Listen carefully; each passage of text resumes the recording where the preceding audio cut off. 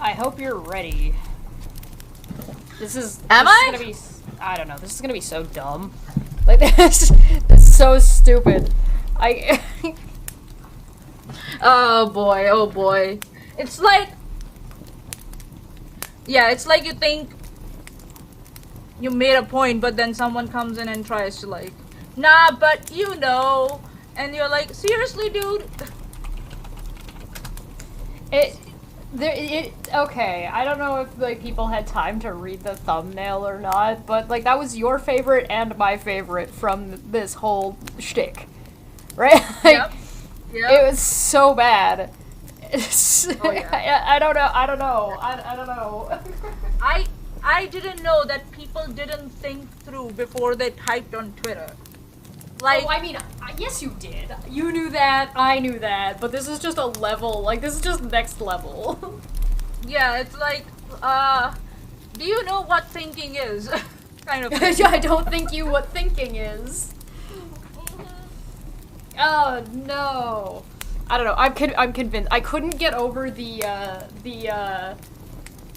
and what does this mean practically? In what context? The practical one. Practically what? Are you stupid? Are you stupid or what? Can you read? Can you comprehend English? And English is my second language. Fuck. Yeah, it's a clusterfuck. What? It's a clusterfuck. Hello. Welcome back to Don't Fekk Friday. Don't Fekk Friday. Don't Fekk Friday.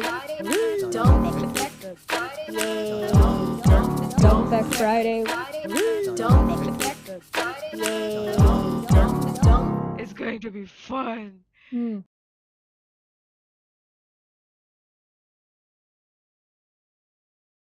I didn't move us fast enough. Oh, I put us on the wrong one. Oh god. Oh Jesus. Oh, no. I've been infected by the stupid. There we go. Hi everybody. Welcome everyone. Everything's okay. Welcome. Nobody panic. Everything's fine. Nobody panic. But please be in charge of your sanity. You are in charge, we are not. Nobody can take care of your mental health like you can, and this is about to be a shit show. So yeah. The thing is like it's gonna be messy no matter what. You know what I mean? Like it's such a like it's initially a clusterfuck to begin with, and then it just kind of gets worse and worse. On the plus side, we've only got one dumb fuck to look at, so we're not like trying to pull through like okay, well this thing and then the same person said that thing and then it's not like that. So that's nice. We're not spread thin today. We're not spread too thin today.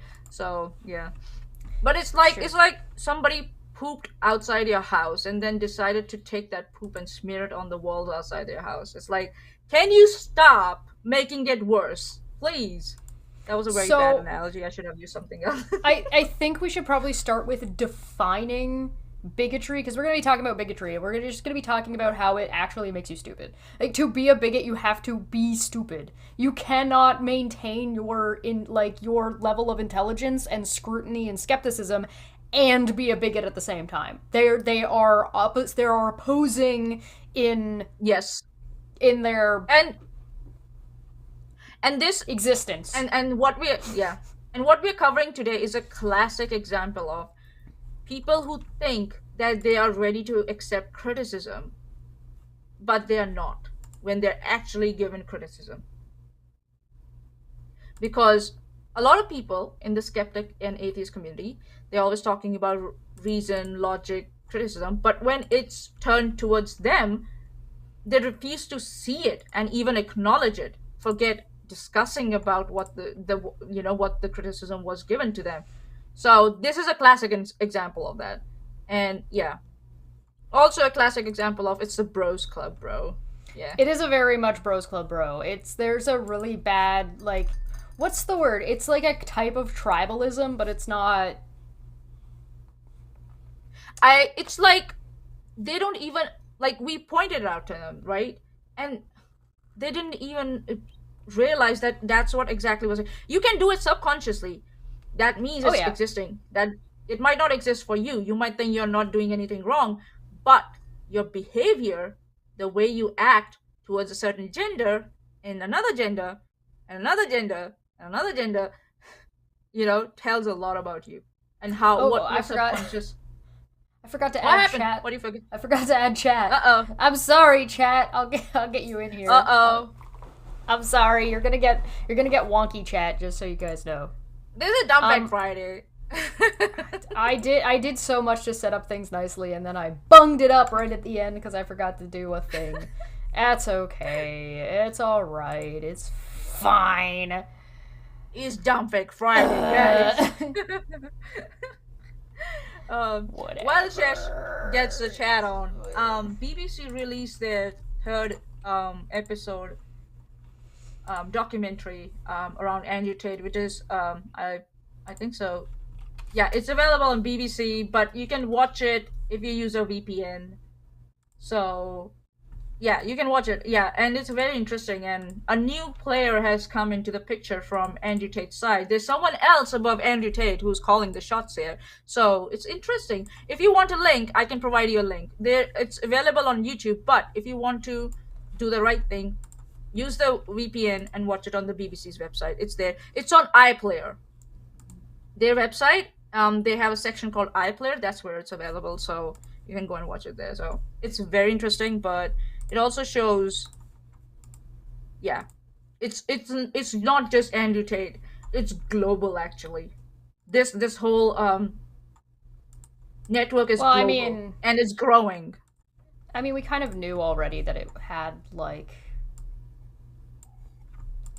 it had a global effect. Because they were going after people who were both you know from what I mean? The thing is that but they're bringing in members from other countries also. That's what's also happening at the same time. Even so, I was surprised that my country, India, my origin country, was also had members in Andrew Tate's war room, and I was like, what the fuck is going on here? Can I make this not look ugly as shit? That would be lovely. I would love for this not to look terrible. This live stream is cursed because that topic is cursed. Oh my god, everything is cursed. You know what? This is gonna. It's fine. It's fine. It's fine. It's fine. I don't need. It's okay. Everything fine. I can just. It's fine. Everything is fine. I'm having a minute. Everything's gonna be alright now. Everything's gonna be Don't worry. Cause every little thing is gonna be alright. No woman, no cry. It's fine. No woman, no cry. It's fine. It's fine. Yeah, little it's fine. darling. It's fine. Okay. So you have the definition of bigotry, right? So I feel like we should start off with a lot of people who think that they'll claim that they're not being bigoted. So I think it's probably best if we start off with a definition of bigotry. In chat, if you don't mind, what do you think bigotry is? If you had to define it, how would you define it? What would you tell us? What would you say? Just before Manya, Manya pulls that up, because I believe you pulled up the Britannica one, correct? Yes, of course, as usual. Britannica. I mean, I think Britannica. at least Britannica is consistent, right? Like, you're using consistently the same one. There we go. Look, I fixed it. I put chat. Now we have to see. Look, it's right here. See, look, right there. I did it. You're right there. Oh, beautiful. I'm sorry. 2B and 323. What color is your Bugatti? Okay, yeah. Oh my god. Yeah, the Bugattis that he doesn't own, and he's like borrowed from his friends. and now they're under the custody of Romanian authorities. So you got a definition from Hawkskull that says bigotry is lacking in acceptance of those different from you. That's close. That is, I don't know if it's quite good enough, because I mean, I don't accept Nazis. Am I a bigot? Yeah, there's a little nuance to it. Yeah. So please, anyone else? Bigotry, discriminating against a person or group for arbitrary reasons. That's a little bit better. Yeah. So because it adds that like little bit of nuance to the arbitrary. Hey, Helios, Yes, good to see you. yes. Welcome. Narcissistic. Oh, hi. That's a good word. Oh boy. So what do you got for us? So, okay, so bigotry by Britannica it says bigoted acts of belief. So if we go to what the bigot means, what being a bigot means, it is a person who strongly and unfairly dislikes other people, ideas, etc. So it's especially a person who hates or refuses to accept the members of a particular group, such as a racial or religious group, and we can put in due to their sexuality and due to their, gender identity also. So that's what bigot is. You strongly and unfairly dislike or are prejudiced against a certain community or a certain group. Or sometimes So- ideas. Or sometimes ideas, yes. So that's why if we say, oh, Shesh is a bigot because she hates Nazis, no, because she doesn't hate them unjustly or, Unfairly. unfairly. So that's the nuance. Mhm. And this, Thierry said unreasonable attachment to a belief, opinion, or faction, in particular prejudice against a person or people on the basis of their membership of a particular group. You used the Google definition. You used the Webster's definition. I reckon I read that. I see you. But yes, it's very close. I like Britannica's a little bit better because it's a little bit more condensed and it's a little bit like more solidly to the point. But I do like the idea that it is also an unreasonable attachment to like your own belief about other people or other things. So I think that like added that. I would add that little bit into the Britannica one, and I think you'd have a pretty functional, nuanced definition that people kind of use in their day-to-day life. maybe I'll check if I can suggest an edit. I'll try and see if I can suggest an edit to Britannica. Inkboy said a bigotry, probably a big tree. Bigotry. Ah! Ooh, but I'd see. Okay. So, and the thread we are covering today is a perfect example of that. Yes, It's a and we're perfect gonna go example. through it and sort of explain a little bit as we go. Yeah. So, shall we dive in? Shall we switch on over? Oh boy! I don't know. Oh boy! Here we go. Oh god, this just came out of nowhere, isn't it? When yesterday or day before yesterday, right? Say Day a before little yesterday, it just like came around and just smacked us in the face, and we're like, "What the fuck, dude? We didn't expect this from you." I don't like. This was sent to me, given to me, whatever, and I could not. I was like, "What is this?" So we're not going to spend a whole lot of time talking about Steve because we've already covered him on this channel, and we've already we have demonstrated very clearly that he is very bigoted, specifically towards trans people. He's got an issue with racism when it comes to particularly critical race theory, and he refuses to listen to actual scientists that he's spoken to directly when it comes to Right. gender and trans people. As well Yeah. as supporting like some really horrific rhetoric. Yeah.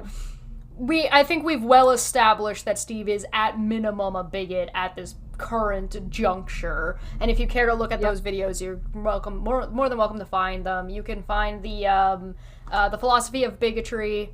The philosophy of what is it? Pride. Philosophy of pride. The philosophy of pride. There was also a critical role. I got Dungeons and Dragons on the brain. Critical race theory. There's a video about that, but if you want to watch the full thing, where it was called like 3 Strikes and a Boom. So if you're interested in watching those, you're more than welcome to follow up. If you don't believe us just from seeing this one tweet, This bullshit. Yeah. One tweet. Yeah. It's like. God. It's I'm like. gonna read it. Yeah, let's go for it. My brain's like, Hashtag blame Jeff. This is godless scummer's fault. God damn it. We'll get to that. yes. So Steve, we love you, Jeff. Steve said, question, what scientific or medical test do doctors use to determine if an 11-year-old child is trans, in quotes, for Both. some reason, or Why- just yeah. gay, or even merely just straight but effeminate. Anyone? Oh, God. Listen, I get that this is really complicated for some old people, but guys, come on. I'll add to this question, and I'll ask a question back to Steve. When the LGBTQ community first started coming out, and started asking for equal rights and the right to not be killed, did we have a test to determine if you were gay or not? Or if you were straight? If you're gay, prove it. Suck this dick. Yeah. Suck this pussy. Suck this punani. It's one of those things, like, when the LGBTQ people existed the whole time. They've never not been there. They were always there. So, and LGBTQ people, a lot of rights and activism around that happened throughout the 70s, into the 80s, and it was the 90s and 2000s that actually put something into effect. So it's not like people that are his age didn't know that gay people were around. You've had and 30 years, 40 years to get used to it. Come on. Oh, and also, like, Steve, like, brags about having, friends in the LGBTQ community. I don't know how accurate that statement is now. But Yeah, that's a good question, actually. did you sit down and ask your friends from the LGBTQ community, oh, when you started coming out, did you do a psychological or some type of test to determine whether you were gay or straight? This is like some conversion therapy shit, but we'll get into that. Yes. Here's the God. thing. I know that the people who watch my channel and the people who are here don't need this explained to them in crayons, but I'm going to explain it like it's crayons. All right, real quick. Let's see those crayons. Trans is about your perception of yourself and how you present yourself. Gay is about your sexual attraction. Being straight and effeminate has nothing to do with either. Like, trans is around your physical. You can be trans Your and physical straight. aspect. You can be trans and straight. Right? You can be trans as gay. You can be trans and effeminate. You can be straight and effeminate. You can be gay and effeminate. You can be straight, gay, and macho if you want to be. I don't know what the fuck they mean by effeminate, but whatever. I think I'm effeminate. Oh, okay. Oh, God. Effeminate is basically like a man or a boy who tends to express has more feminine features. So, like, whereas I'm pretty androgynous a lot of the time. So, like, sometimes I'll look more like a girl and sometimes I'll look more like a dude. If I was born a man, then I would be an effeminate man. Whereas I'm just kind of a boyish girl. Woman, You're a I guess. goblin. That's what you are. Yeah. So don't say intersex, that will trigger them. Yeah, look out for that. Like, as if that's not an option. Like, you can... Right? So, anyway, besides that part being a problem, go on. Like, yeah, the ignorance in this whole statement. Like, Tomboy is correct. It's so tacit and astounding. I don't know. Do these people not read their statements before they hit the post or tweet button? Like, this guy claims to be very, very well-read, well-researched individual, and this is what he regurgitates on Twitter. Like, here at this channel, we established a very good knowledge base around the trans community, the LGBTQIA plus community. See, I can remember that. It's not that hard to remember, asshole. So we were able to do it within one stream, I think so. We were able to establish, like, what the fuck is going on and what the fuck, Like should where do the about rhetoric it. was coming from? Yeah, where the rhetoric was coming on, how honest it Fox was, how News. dishonest it was. Yeah, Fox News, fuck my life. We actually, and I give Shesh a lot of credit for this one, because as soon as somebody puts something, oh, this is my source, Shesh just goes all through the like references for that course. For that Oh, is source. it? Is this your source? Redlining everything. What the fuck, dude? And that was like classic. Again, she did that for this thread that we are going to go through today. So it was like beautiful. So we got a couple of fun things to just talk about a little bit in this one too, like just before we move on to the rest of the thread, just because there's one thing that I wanted to point out in here, and it's not the grammar, right? Because we kind of talked about putting why is trans in quotes. Because putting trans in quotes is implying that an 11-year-old can't be trans. Yeah. And I don't know how you would determine that. Like I don't know what criteria you would need to determine that somebody cannot be this thing. Yeah.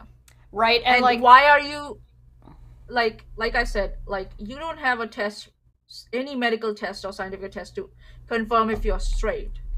Right. And why would you have it for any other sexuality or your physical identity? Just it's ridiculous, absolutely ridiculous. And to sit there and just casually ask this question while knowing how this question is used to demonize the trans community, like, is so stupid. As if whatever the stupid stuff is, if there's some stupid stuff going on with the medical community, they're not doing their research properly, or they're not like administering stuff, or, it's somehow the fault of the transgender community. It's almost borderlines on victim shaming and blaming. That's what it is. And for guys like this asshole Charla's tears, I don't know what the fuck that means. they don't even recognize that, and refuse to recognize picking on that. some lady. From my Yeah, understanding. like, why are you picking on someone like that? Fuck. So here's the thing, right? Is like, what scientific or medical test do doctors use to determine blah blah blah blah blah.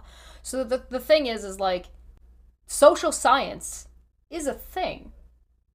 Right? When you go to a psychologist, they run tests. We learned this with the Amber Heard trial. You take tests, you do assessments, and those assessments can help determine what is going on with that individual. So that is scientific. So tell me more about how you don't understand not only the medical field, but also you don't understand the scientific field, and you have absolutely no understanding about philosophy, because that's philosophy of self and determining who you are and how you view things. Right? This is trying to appear intellectual for the sakes of appearing intellectual. And I will suggest anyone out there, do not fall for this. What scientific or medical tests do doctors do to determine if you're cis? They don't. That's not how it works. You come in seeking care, and those doctors and scientists and psychologists help you get to where you need to be in a healthy space. That's their job. Yep. And if you're worried about that, then focus on the medical community. Why the fuck are you asking about an 11-year-old child?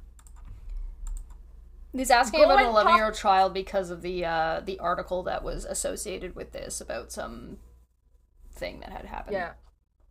Okay. It's just weaponizing a situation and a child for his own political punditry. Oh, hasn't he done that before? He has done that. Oh, before. what? No, I don't know what you're talking about. So this is where it initially started, right? Because it's like, that's just not how any of this works, like, blatantly. And so there's as we scroll down here. I love this. I love this GIF. This was a response. So Deviant Inc. had said, my question and response, I had not I have not had a reply to the second question. I was curious as if he felt it was impossible to diagnostically study no fundamental aspects of psychology, or if it was gender identity that he felt was impossible. Right? That's exactly what we just said about like that you. That's the philosophy and nuance. stuff. That's Right. Yep. And social sciences. Or if he felt that they were simply beliefs. And so they posted their what he got back, and I'm just going to open this in a new tab so we can see a little bit better. There we go. Beautiful. Awesome. Yes, you can. Yes, but you can't study the actual ideas of the person, as the ideas of person are epistemically isolated. What? What? Okay. Hold on. I need to. Hold on. Where are those? Okay. What is this? What the fuck does this We've say? lost Manya. What the fuck does this say? Oh, Aristotle, The Art of Rhetoric. What the fuck is this? Are we not studying someone's ideas in this one? No. Books are fake. Books are fake. We should call Mika on the channel, and sit down and discuss with her like how we can study people's actual ideas. Fuck The my rhetoric life. of bigotry. Yeah. Yeah, we should start from there. Fuck. So the thing is right, he goes on to say you just have to assume the person actually holds the belief. You mean like how an 11-year-old self-reports and feels to a doctor? And then you do assessments to verify and determine that what they're telling you is accurate to how they actually feel in their way of communicating? Who knew? So, like, when I reported to my psychologist about how I was feeling, and on basis on that, he took down notes, and then he prescribed me medication. Wasn't that self-reporting? You can didn't also ask me to do any medical tests. You can the gay is in the blood. Anxiety is stored in the bones. Didn't you know? Okay. We have to pull a tooth. That's my anxiety. Are you trans? We gotta read the tea leaves. Oh my god. So nails. You can study ideas of a person. The way you do that is the same way you determine whether or not someone is lying. You see if they are consistent. What do you think you're doing on Twitter right now with this tweet? You're studying and speaking about ideas and communicating those ideas. No, you can't, open somebody's brain and see if whether or not the ideas that they're spouting are something they actually believe in. But there are ways to assess that. Part of that has to do with consistency, and part of it has to do with what they say versus what they do. Right? So when you say something like, oh, I'm very pro LGBTQ people, but... and then your behavior is spewing fucking rhetoric that's harmful and at best and useless at worst useless at best, harmful at worst against trans people and LGBTQ plus people, because you threw gay people under the bus in there too. And androgynous people for some reason. Then you can assess whether or not you think they are actually believe the things that they're saying, or they actually follow through in what they say that their principles are. And in that way you can study their ideology. It's a course! Yep. In the Johnny Depp and Amber Heard trial, we saw how two different psychologists assessed Amber. How one I think so she wrote a lot of things after the fact in the tools she was using. And the other one, it was done on the spot. And and that's where the comparison was. There was no consistency. So people were like, okay, there's something going on here. Maybe there's something else going on here, but we don't know. But it's definitely not this that she's claiming to be. So that's how you establish it. There are so many tools that psychologists have, the scientists have, to establish whether someone is lying or someone doesn't know what they're talking about. Basic or communication et cetera, skills that people have that they use in their day-to-day life to assess and communicate with each other.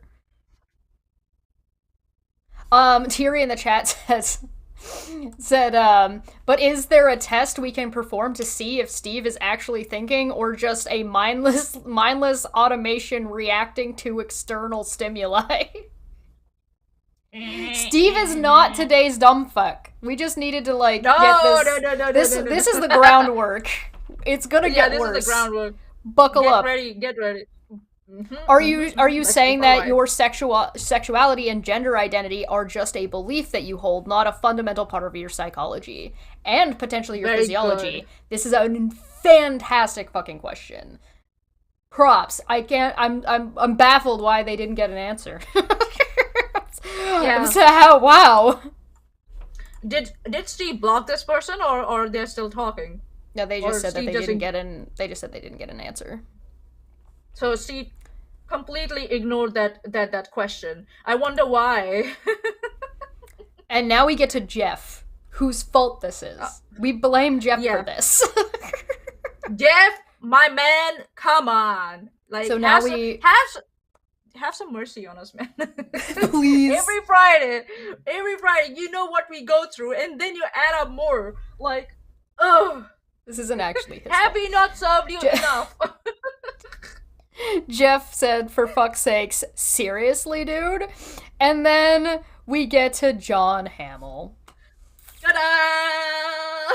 For any of you who do not know who John Hamill is, John Hamill is he used to be part of Atheist Alliance International and has been very quintessential in calling them out on what appears to be financial malfeasance. He has been going after them for a very long time, and there's been a lot that's gone on around that. He's come on the channel before and had conversations about and has been perfectly amicable.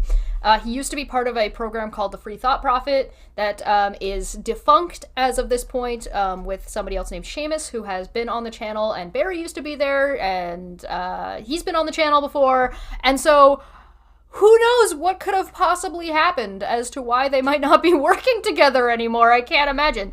Seamus and Barry do still work on a show called The Jib, so if you are interested in that, go check out The Jib. It's pretty cool. It's a lot of fun. I went on an episode. It was hilarious. I embarrassed Barry. It was a good time. That's cool. But I digress, because he comes in with, why is that a weird question?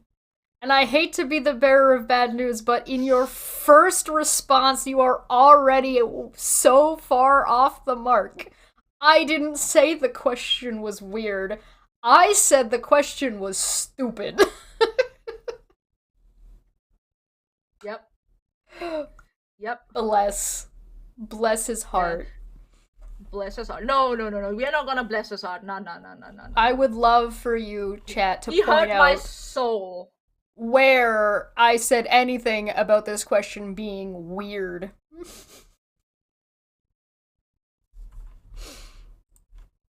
Do you know the difference between stupid and weird? I mean, technically I didn't say it was stupid, but it's heftily implied. Yeah. Weird is something... Weird can be a fact or bullshit. Right? And what Cher says specifically, it's bullshit. It's bullshit. And I try to push it towards, it might be a fact, is bullshit.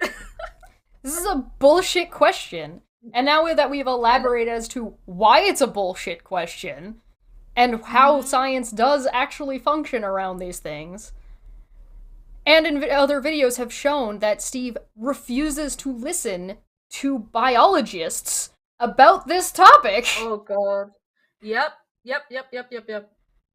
Why is that a weird question? It seems to me... Who fucking asked you? It seems to me that that the point he is making is that there is no such test. Yeah, we all know there is no such test. You're not gonna, the gay is not stored in the blood. Trans isn't in your bones. What kind of test are you looking for? Are you trans? Yes, no. That's the test. Yes, I feel trans. Okay, let's assess that. What the fuck are you talking about?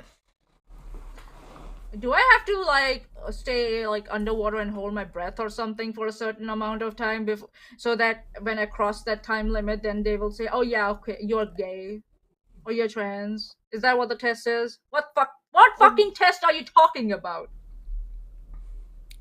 Right. What kind of what test? Yeah, what kind of test? Because What type it's of, what, again, it's medical not. test? Well, and the thing is a medical test or a medical assessment exists. They do that. They do those things. Yeah, it's psychological. How if somebody like because like this story about this 11-year-old girl, right, is like whether or not they were trans or whether they're pushed into it or whether like that's like the thing that people are afraid of, right? Like they're coming for your children and they're going to make your children trans. And the doctors are just going to give your kid a bunch of drugs. No. Yeah. there's assessments that happen beforehand, and if those assessments aren't happening, then those assessments need to be put in place. Not restricting trans people because a doctor didn't do their job correctly. Not restricting trans people because the medical system in your country is trash. You should improve your medical system. Exactly. And that's why it's very important for the parents to make sure that children I broke chat. Say, uh-oh. I broke it. Oh. What did you do? I broke it. I broke it. Okay. Okay. I'll fix it. It's okay. I'll fix it. I'm sorry. Yeah, and that's why it's very important for parents to ensure that their child feels safe enough to come and talk to them about such things. And then you can figure it out together.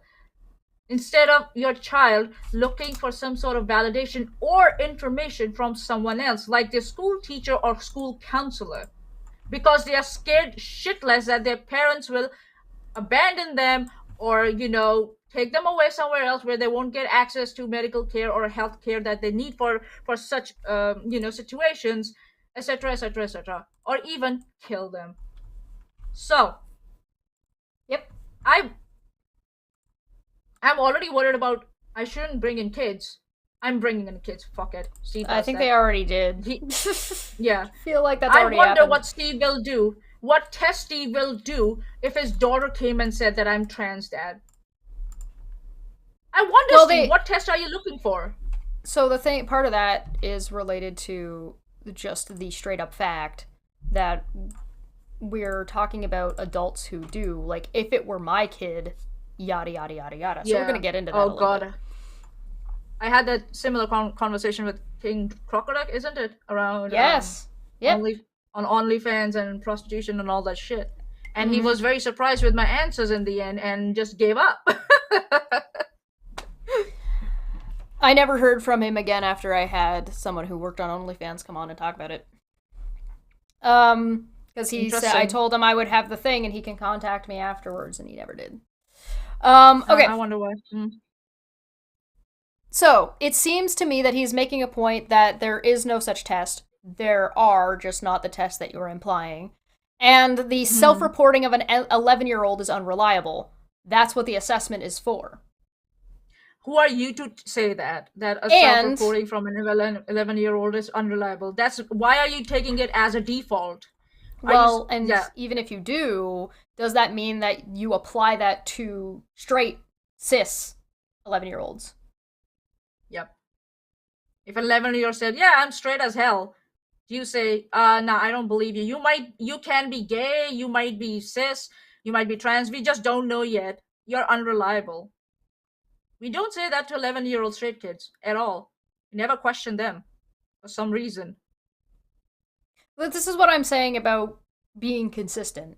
If you're going to apply this type of scrutiny to goes both ways. Anyone, you need to do it to everybody. Right, exactly.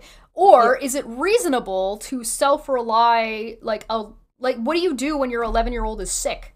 Do you just not believe them? Oh yeah. When your 11-year-old says, I have a stomach ache, I don't know. Or your 11-year-old says, I'm being bullied at school and I'm scared to go. To just throw 11-year-olds and children in that age group under the bus by saying that they're unreliable, when you can find that 11-year-olds can be very, very insightful. Very, very insightful. but this is absolutely asinine. This does no favors to anyone, and just victimizes the victim more, and it is victim shaming and victim blaming. That's what is going on here. I'm gonna do that so that way I don't accidentally click that button again. I have the biggest brain. So part of it also has to do with, right, like, at what point is a child's opinion taken into consideration? And the answer is always. You should always be taking a child's opinion into consideration. It doesn't mean that you don't ask them to elaborate. It doesn't mean that children can't lie or they can't express themselves in a way that you, John, might not be able to understand. It means that what do you think early childhood development is about? They're going at 11. A lot of girls have already had their first period. Like a lot, the early end of girls getting their periods is 10, sometimes 9. Yeah. And so they're already dealing with the adult issues of having to deal with and work around your period. So if we're talking about whether or not, like, how a 11-year-old feels in their own body, then yeah, they're already experiencing puberty. They're already experiencing these things. Very disappointed, actually. When I saw this one, this reply, I was like, what the fuck? I never expected John to do that. But then he backs it up, right, and says this seems like a pretty salient observation. And just keep a note of that, because we're going to see later where he's like, I didn't defend the question. I didn't say I agreed with it. Yeah, you did in your first message. You did. I don't think it's weird. That's agreeing with the question. What is wrong with pointing to this reality by asking a rhetorical question? And now he is acknowledged again in the first message that the question is rhetorical. It's not meant to be answered. And again, keep this in mind. His first tweet is his first response to this says a lot, especially when you start to see how he responds down the line. So what he's doing is he's asking a very bigoted question, if I may dare say, and then to make sure that people, don't give him a backlash or give him criticism about it. He's like, oh, it's just a rhetorical question. Coward, back it up then. Don't go with, oh, it's a rhetorical question. Back it up. Say, this is what I think. Well, I think why the fuck would you ever ask that question either? I think that's the thing, right? If the question is rhetorical, what is the rhetoric behind it, and what's it trying to get across, right? And he's saying he's trying to make a point that there is no such test. That's just factually incorrect. There is tests. They're just not the tests that you're implying. Yep. So you just being ignorant of the scenario is not everybody else's problem, and trying to weaponize your ignorance towards preventing appropriate medical care towards trans people is bigoted. And also, this is also throwing parents under the bus as if they don't know their children. And yeah, there are parents who are stupid. We know that their parents, there's Munchausen by proxy. We know all that shit, right? It happens, especially amongst parents. It happens. That doesn't mean it's the whole population of the parents. Well, it also means that it puts even more of a hefty burden on the medical system and the system to make sure that these assessments, i.e. tests, are open access to as many people as possible. Yep. That's why they say that healthcare around trans people is life-saving. That's why they say that. Right. Just like it was for the LGBTQ community. Just give him a rhetorical answer. That's funny. Oh boy, did we answer him, didn't we, Shash? Oh, we just steamrolled the shit out of him. Correct. My Twitter frozed. Why? No! My browser froze. No, I'm stuck. Even the browser's like, what the fuck? I live here now. Browser's like, no, you don't get to move on from this. Fuck you. No. This will stare into your soul forever. Yeah, like my whole browser froze, my streaming thing, the chat's frozen, everything is frozen. We're still good. Everything's showing as fine for us. It's just me. I'm just stuck like this now. Oh no. So can you remind us again no. what the definition of bigotry was, and see if this applies to not only the initial question but also this dumb fucking response? There it goes. Go on. Oh. What? Yeah, no, What? tell us. Bigotry? Yeah. Yeah, it does. A person who strongly and unfairly dislikes other people's ideas, you know. Those things you can't possibly study or look at. Yeah. Can't study an idea, Shishna, because it's in my brain and I cannot express. I can't speak, Shesh, what my ideas are. So we can't examine. Well, that's because we're women. That has nothing to do with the concept. Yeah. And the blatant, like, I don't know, I won't say misogyny, but the way we'll get there. This guy just ignored whatever criticism we gave him, and just went like la la la la la la la with his like, and then when a guy gave him some information, oh, thank you, my friend. Yeah. Bitch. Yep. Bitch. And so then, it's not a bros club, bro. It is. Manya's just jumping way ahead at this point. Sorry, my She's bad. gone. Bye. I'm just like so. Ah! It's real stupid. So I had responded with, "It's not weird. The question's not weird. The question makes, like, I can see 100% where this question is coming from. It's coming from bigoted rhetoric like Fox News. It's ignorant, stupid, and insulting, at minimum, to anyone who knows anything about science, the medical field, or philosophy, which I have explained at this point. Why is it ignorant or insulting? Remember, again, he said, specifically later down, keep these questions in mind, because he claims that he didn't ask for anything to be explained to him. The question seems clearly rhetorical to me. That doesn't make it not ignorant or stupid or insulting. In fact, it being rhetorical lends itself to that more. And adds more to the insult and the ignorance, it being ignorant. And yeah, that's why, it's just bullshit. It's just bullshit. Mm-hmm. He obviously knows that there is no such test. There is, just not. I'm not going to check the one you're expecting. Your hormones. It's just not the one you're implying. Yeah.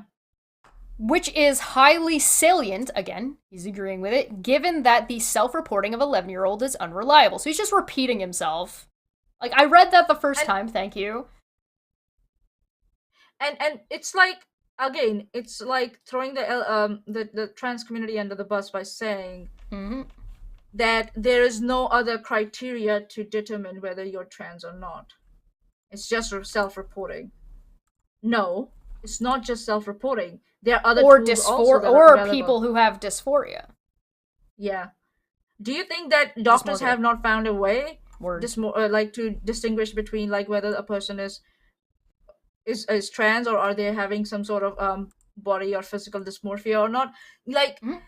And they haven't. And whether or not that whether or not that swings and changes, where somebody feels one way and then their body changes, or their hormones change, or they start receiving a hormone and then it changes their opinions. These are all things that happen. Yeah. So this is also dishonest to the point like that it's all this only available that the trans care starts only with self-reporting. That's absolutely asinine and dishonest, in my opinion. And I think you made a really good point in that, why are we assuming that an 11-year-old self-reporting is unreliable? Yeah. You would, as a doctor, you would not make that assumption. As a doctor, whether you're a medical doctor or whether you're a psychologist, you are assuming what your patient is telling you is true with grains of salt, and you're bringing those grains of salt in with your experience and your knowledge from studying. So you're saying, like, you behave and take your patient at your word, and then you compare it to what other either symptoms or what other behaviors you're analyzing and what you're seeing. That is how it works. This is why I said it's ignorant and stupid and insulting to anybody who has any idea of how any of the medical system works at all. It's absurd. It's absurd. My shirt was on backwards for a second. It's uh-oh. It's not. It's almost like they have done no research of their own. I'll be more specific. They have done no research in the opposite direction to this question. That's the stupid question that they have asked. Well, they're not applying it anywhere else, right? So, like, what if an 11-year-old says that they feel suicidal? What do you do? Well, you're unreliable and ignore them. Like, what do you do? No, that's called negligence. Yeah. That's neglecting a child. Yeah. Or a minor. I feel bad calling 11-year-old a minor. child, because, like, child to me is, like, under the age of 10. Once you start hitting double digits, I'm like, you're a minor. You're cognizant. You're at the point where you're starting to make decisions and you're learning and shit like that. So yeah. Yep. It's like What is he ignorant of? Who is he insulting? Anyone who knows anything about science in the medical field or philosophy. Completely ignored what she Read. said. John, buddy. Bigotry makes you stupid. Who knew? What is the scientific or medical test we use to diagnose depression or anxiety? How do we assess pain? It's all self-reporting. You can still assess it, but it relies on a degree of self-reporting. If this question is rhetorical, then what is the rhetoric implying? It's implying that there is no scientific or medical test. No, it's stating that. It's stating that is the case. That's the to question, determine if not a the child is behind. trans. We're back to trans in quotes. Before What the prescribing, fuck is the quote? There's no scientific or medical test to determine if a child is trans before prescribing consequential drug treatments, as opposed to non-consequential drug treatments. All drug treatments have consequences. That's why you're taking them. You go to spooky language. Spooky language. Oh my God! Run for the damn hills. If you go to a dentist and you get a local anesthesia in your gums, what the fuck is that? What are the consequences? You get your tooth removed. Yeah, you got your tooth extracted, and you can't have another tooth there. So I got some antibiotics from my doctor due to my self-reporting of the flu. I reported them that I had these symptoms. They took my temperature. My temperature wasn't that high, but they assumed what I was saying was true, did an additional bacteria swab, and before the test results from that swab came back, gave me antibiotics. Just to make sure that I don't consequences. I don't want to die. And yeah, we'll see further down like how this just evolves into like more bullshit. It's oh God, like this is a very good demonstration of a person who has done no research, has talked to no people from that community or the doctors who work for that community. None, has done nothing and is sitting there just like being armchair, like not even a philosopher, or what would you say, armchair bullshitter, if I might say, like pretending that they know what the fuck they're asking or what they're talking about. And if you're talking about puberty blockers, Smitty makes a really good point. He said trans adults usually have to deal with mitigating the consequences of cis puberty because they weren't lucky enough to get hormone blockers when they were younger. They didn't have access to it. Right? So that's where you get like the old guard and the new guard of trans rights activism, right? Yep. So yeah. So what does he say? Whereas it is indeed a tightly defined criteria before a child would be prescribed drugs for disorders like depression. Oh my God, did he say disorder for depression and anxiety? Okay. Disorders, what yeah. An idiot. So they're indeed tightly defined criteria. Let's keep going. I said but, it's stupid. Hold on. Yeah, go ahead. I'll add on to that. The tightly defined criteria which depend on self-reporting, you asshole. Where does the criteria come from? Right. Those criterias still filter the information that comes from self-reporting, you baka. It honestly starts with self-reporting. It's like they think that self-reporting in social sciences is reliant on individuals and only individuals. It's not. It doesn't. It relies on the self-reporting of everybody. How do you think we got the color red? Like, what do you think that means? How do you think we get words? The way we get words is by everybody agreeing that this thing means this, and this thing means this, and we socially adapt ourselves to understand and learn from a very young age that this word means this thing, this letter makes this sound, because it's something we agreed on as a society to move forward and make our lives easier. This is on the lines of when women go to their doctors and report their pain levels. Oh, God. And they're ignored. Yeah. And they're ignored. You're just fat. Hysterical. You're hysterical, you're depressed. Oh, you just need to rest, you'll be fine. Oh, fat has gotta be my favorite one, I'm not gonna lie. You're just fat. What? Yeah. And that's why women's pain, what do you say? Consideration by the medical community around pain of women is so skewed now that we haven't still recovered from that, and women are still in some majority of the places in the world are not taken seriously when they say, I am in extreme pain, I think I'm going to die, help me. And what happens? Endometriosis? Have you heard of that, John? You fucking asshole? PCOS? Ectopic pregnancy? Bitch.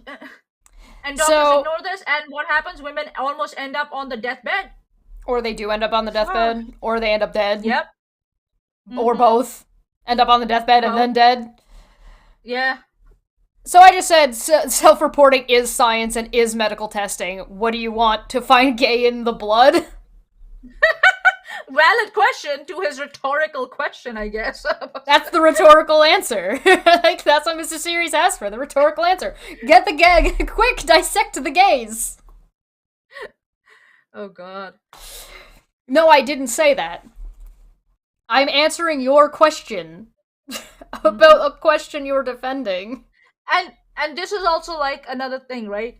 He's not defining what specific criteria he's expecting. No. Because he has no clue what are the criteria that are available in this field. Right. He has no fucking clue.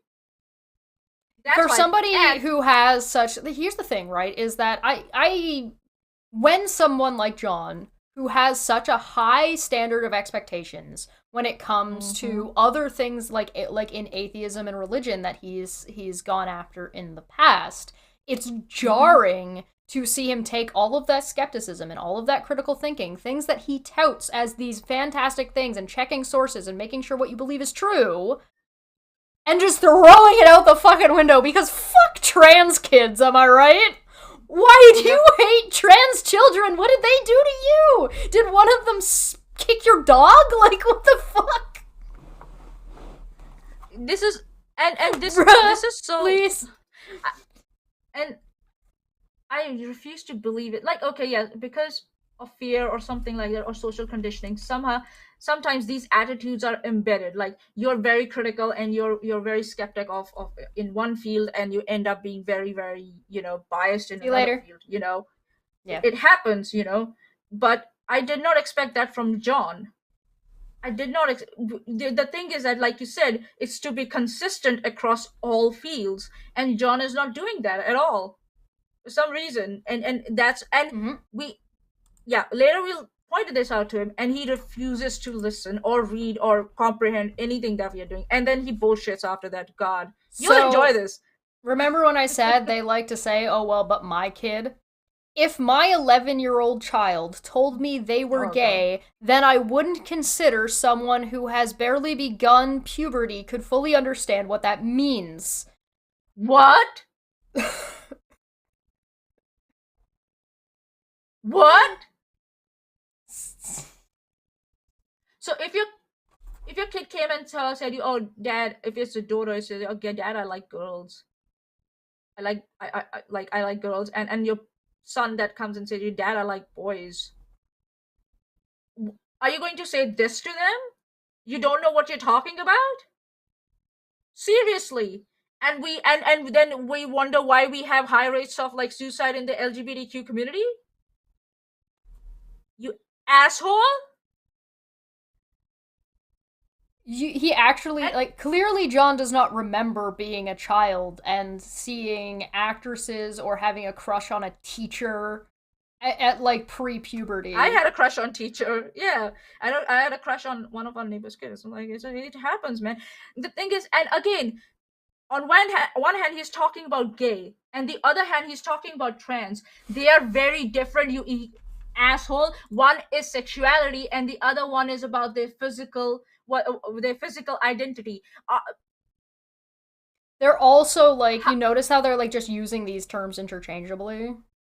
Yeah, they are not interchangeable. That's what the thing is. They are not interchangeable. And to not know that and to be ignorant about that, I am sick and Do you tired think of it. that John is pro or anti-sexual education? At He's what age? anti. He's sure. He's anti. Definitely anti. I imagine that he would have to be consistent at that point. He would have to be like, no, abstinence only, or you don't get to learn about sex until you're like, well into puberty, which is foolish. You ought to learn about your body before it happens to you, so you're not, caught off fucking guard. I learned about my and again, I learned about my period before it happened, right? So same. I learned about my periods. That makes sense. My mother never discussed it with me. My mother never discussed it with me. I learned it in school mostly. Same. And that's how it's done, you baka. Like, that's how education works. That's why we have education, to mitigate some harm that's going to that's bound to happen if you're ignorant, like what you are doing right now, imposing harm on a community because of your fucking ignorance. He actually just came out and full-chestedly said he would treat his 11-year-old like shit if they said they were gay. Specifically. Like, why? Not only why would you treat a child that way, let alone why would you treat your child that way? Okay, you want to treat your child that way? Why then every other parent should treat their child shitty if you are treating your child? Well, isn't that something that a lot of this bigotry comes from? Is this concern that like gay people aren't allowed to have kids, like adopt kids, and trans people we're so concerned about trans people around kids because they're going to push their sexuality onto the children, which is exactly the thing that John is doing and talking about that he would do. And isn't it like teaching children about gender assigned roles? Mm-hmm. In what a girl is supposed to do, what a boy is supposed to do, what a girl is supposed to wear, what a boy is supposed to wear? Isn't that shoving down cis sexuality, or ideology down the children's throat? Like, what is cis ideology, by the way? What is cisgenderism? Because, I mean, if you're gonna argue that transgenderism exists, then cisgenderism exists, and it seems like the only cisgenderism ideology that I can ever see is bigots. Oh, no, it's also like saying the fact that a family consists of a father, mother, and a kid. I think that's bigoted. Not father, and a kid, and mother, a kid. We always in the books show only father, mother, and kid, and parents go ballistic if there's even one mention of a male couple having a kid, or a lesbian couple having a kid. They throw a shit, and that book is banned immediately. Like, that's not like pushing like cis ideology or something, like a cis sexuality down children's throat.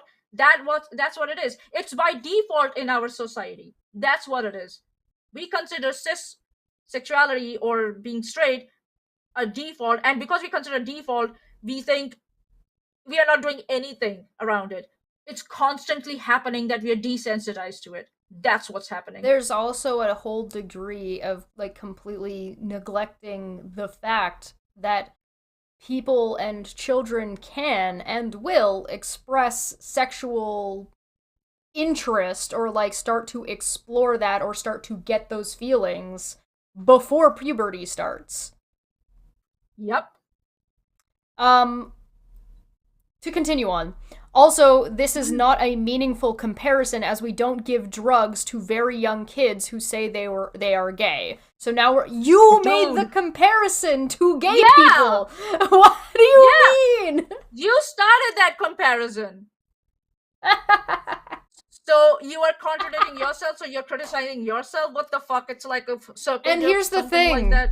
People did used to give drugs to children that were very young that people were afraid that their kid was gay. That was a thing that happened.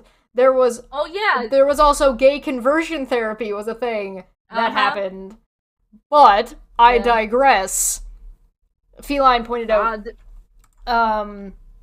notice the use of "we don't give drugs." You know, like children aren't given paracetamol or ibuprofen or the like, which are, you know, drugs too. Yeah, we do give lots of drugs to children. ADHD medication, all of the booster shots and the vaccines that they get, ibuprofen, Gravol if they get car sick, like antibiotics, is stuff for ear infection. We give ear infection shit to babies. Yep. What the fuck? Like, again, John, did you sit down and read your bullshit before you hit tweet or post? Or were you just like you were just reacting? I think so. He was just reacting because he panicked because he got called out.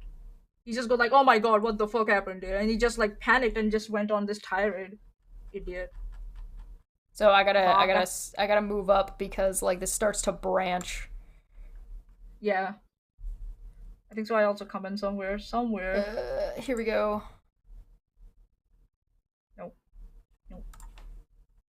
Nope, this isn't it. Sorry, give me a second. I'm just gonna. Why not go to my profile and I shouldn't do that. Never mind. Oh, I take it back. Smitty in before this guy is anti-vax. I'm gonna laugh my ass off. Why does this say 3 but then only shows 2? Go for show replies. It says show replies, right? Click on that. I did. What does it say? That's just me. That's me responding to that one. But it says that there are 3. Yeah. Oh, here we go. I said there is no test like that for depression or anxiety. It's trial and error and self-reporting. To claim otherwise is just a lie or ignorant. There's lots of criteria and specific things for people who decide to transition as well. It's a process. You said, I don't believe that's accurate. I immediately dismissed him and said, I don't care about your belief. No one asked. You asked why this question was stupid, and I explained. Yep. But we'll talk about what he actually had to say. I believe that the DSM has very specific criteria to meet before a child would be prescribed drugs for any anxiety disorders. He doesn't know, he believes. There are no similarly specific criteria defined to decide if a kid should receive drugs as they are trans. Again, we're back to trans in quotes. What the fuck is with that, John? What the fuck is with that? God. So, I just said that this is dumb. I'm just dismissing this entire thing. Yeah, because it's a belief. The criteria... Well, the criteria should not be the same. Because they're different things. Oh, God. And Smitty makes a really good point in the chat. Ignorance is fine if it's not willful. Yeah, being ignorant of something is totally fine. We try and work on his ignorance, and he refuses to listen. We'll see further down. He just refuses to listen. Well, you've answered by stating that a diagnosis of anxiety disorder in children that might require consequential drugs is done by trial and error and self-reporting. It is. That's a fact. Yeah. There is not a one anxiety medication. Yeah, right. It happened with me. I started on a very particular type of medication, and then I started gaining weight. It wasn't good for me, and I went back to my psychologist. Listen, I'm already insecure, I'm already depressed and anxious, and I'm gaining weight now. This is adding to my stress and anxiety. I self-reported. Right. And based on that, my psychologist changed my medication to make sure that I don't gain weight, because the original medication was making me feel so good that I would eat a lot. Literally So- that thing that Steve said over here, that deviant, where'd it go? That deviant screenshotted. Mm-hmm. You can't study the actual ideas of the person, as the ideas of the person are epistemically isolated. You just have to assume the person actually holds the belief. Yep. So if they believe that they're in pain, you can't actually know if they are. If they believe that they are stressed out, you can't actually know if they are. This is conflating the epistemic, like the philosophical fact that you are the only one in your brain. And I can't know what your brain, but it's completely ignoring that there are ways to communicate between each other. And it's conflating those two ideas together to just shit on trans people. I don't know. And shit on women also, like females also, when they report their pain levels. And so this second half immediately contradicts the initial question and what John is trying to say Steve is saying here. Yep. Because bigotry makes you stupid. Because it doesn't work. These things don't function. It's illogical. It's not pragmatic. It does not It's work. unfair. It's inconsistent. Which makes it unfair.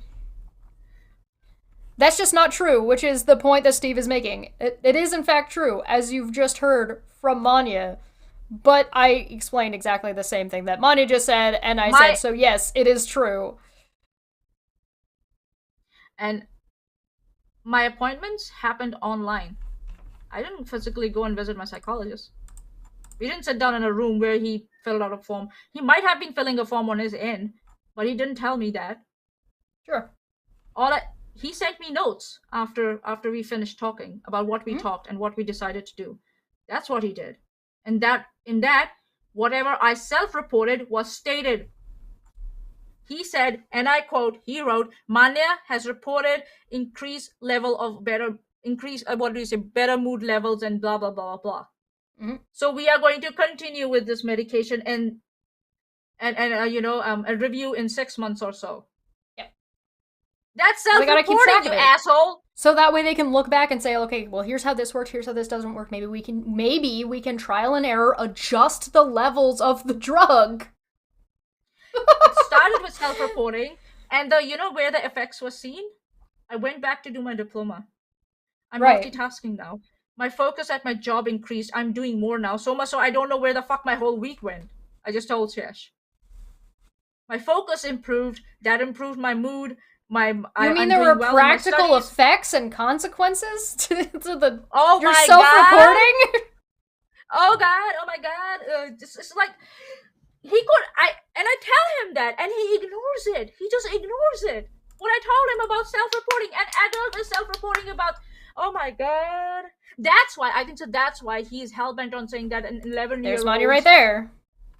So that's why he's saying that an 11-year-old self-reporting is unreliable, and adults is not 11-year-old. Why?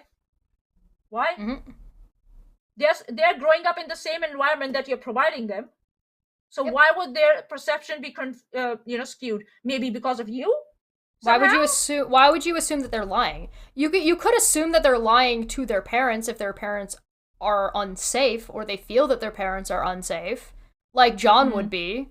So his child might lie to him about their sexual attraction because you've created an environment where they feel like they need to. But that doesn't mean that they're necessarily going to lie to a doctor, unless you're building a medical system that is going to shit on them for reporting. Mm-hmm. And see how he says, oh yes, people very close to me have been prescribed drugs as children for mental health disorders. No, it's not true that young kids are prescribed drugs or depression based on self-report. Did you ask your friends how they were prescribed the drugs? when they got prescribed the drugs for as when they were children? Did you ask them? He doesn't specify that. He doesn't specify that. You know why? Because he never spoke to them. He just knew about them, maybe because they shared it with them, and now he's trying to use it to his advantage in a very ignorant and very dishonest way. Fuck you, John. Fuck you. Some might call that abusive. Yep. You know, when I gave an example of myself. I didn't say my friends. That's what I did. And I gave you a specific process that was followed, word to word, step by step, of what happened when I was self-reporting about my mental health and well-being. Why wouldn't the same criteria be applied to children? For what reason? Tell Elmo. What are 11-year-olds alien and they morph into like something else? Like when they grow into adults, their physiology, their physiology is changing, their psychology is changing, but it's not different from. It's changing into what adults do. So it's consistent. That's why you say that kids' self-reporting is also reliable. You asshole! Because they are humans, you asshole! In the first place. And that's how we decide for humans about their mental health and well-being. It starts from self-reporting. How many times do we have to emphasize on that? And we do that so many times on this thread, and he completely ignores it. I would like to point out that he has not demonstrated in any way how this question is not ignorant and stupid and is just enforcing his own ignorance and stupidity. I said, you're welcome to misrepresent what I say all you want. It changes nothing. How do you diagnose depression? I brought this earlier to the table and you didn't address it. Because he hasn't explained how somebody gets diagnosed, right? What medical and scientific tests do doctors do to diagnose depression? You want to read that, Manya?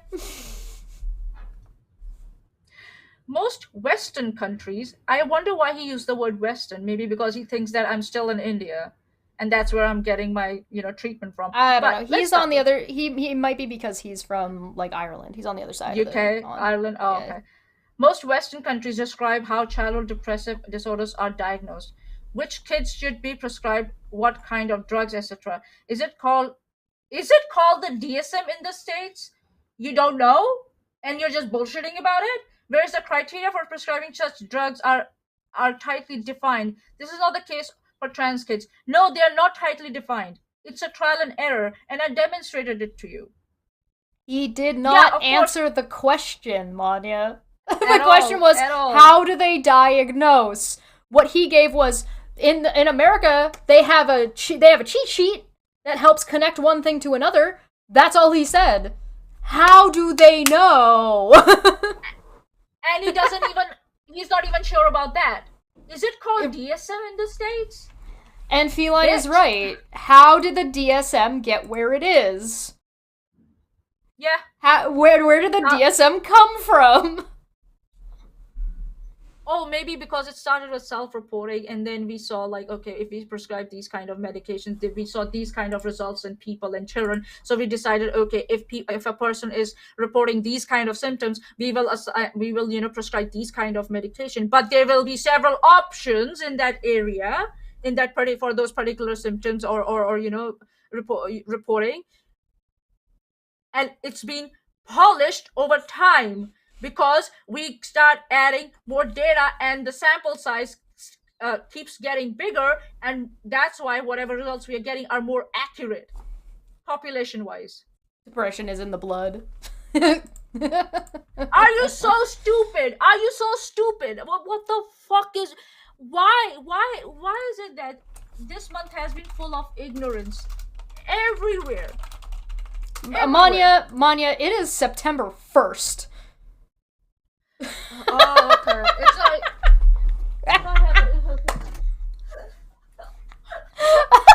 Bye! Alright, we're gonna take a quick break. We'll be back in a couple of minutes. Oh no, that was really funny. We'll see you guys in however long this is gonna take for Manya to put her brain back in her head. Oh my god, fuck my life. Fuck.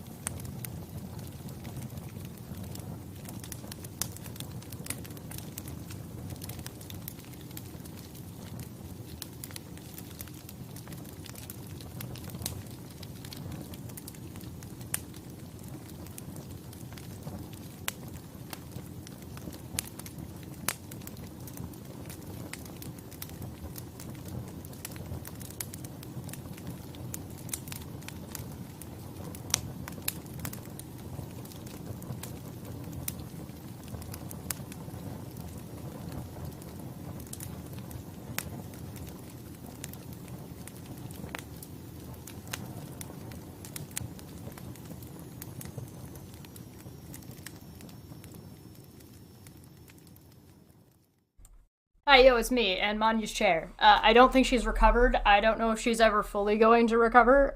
We may or may not be, doomed, forever. She's gone. We lost her. It was too stupid. Thank you so much for joining me so far. Please feel free to hit that like, subscribe, and share, and hit the alerts and all that, because I guess YouTube notifications are absolutely bonkers. Ah! She's here. Slightly to your right. I think. We can't see you. Bye. There she is. You're muted. Usual. I am questioning my life decisions right now. Why do I do this show with you? Why do I talk to you? Are we friends? Why do you do this to me? I'm a friends with a goblin. What was I expecting? Yeah, at this point, it's your responsibility. I don't know what to tell you. Thank you so much for joining us. Feel free to like and subscribe and hit the notification and stuff. We did go live with a 2-minute warning thing to try to, or 2-minute, countdown to try and give notifications time to go out. Apparently it failed. I don't know. Also, YouTube is probably going to suppress the shit out of this video because we are talking about trans rights and bigotry and stuff like that, and that tends to be very, no. YouTube don't like that too much.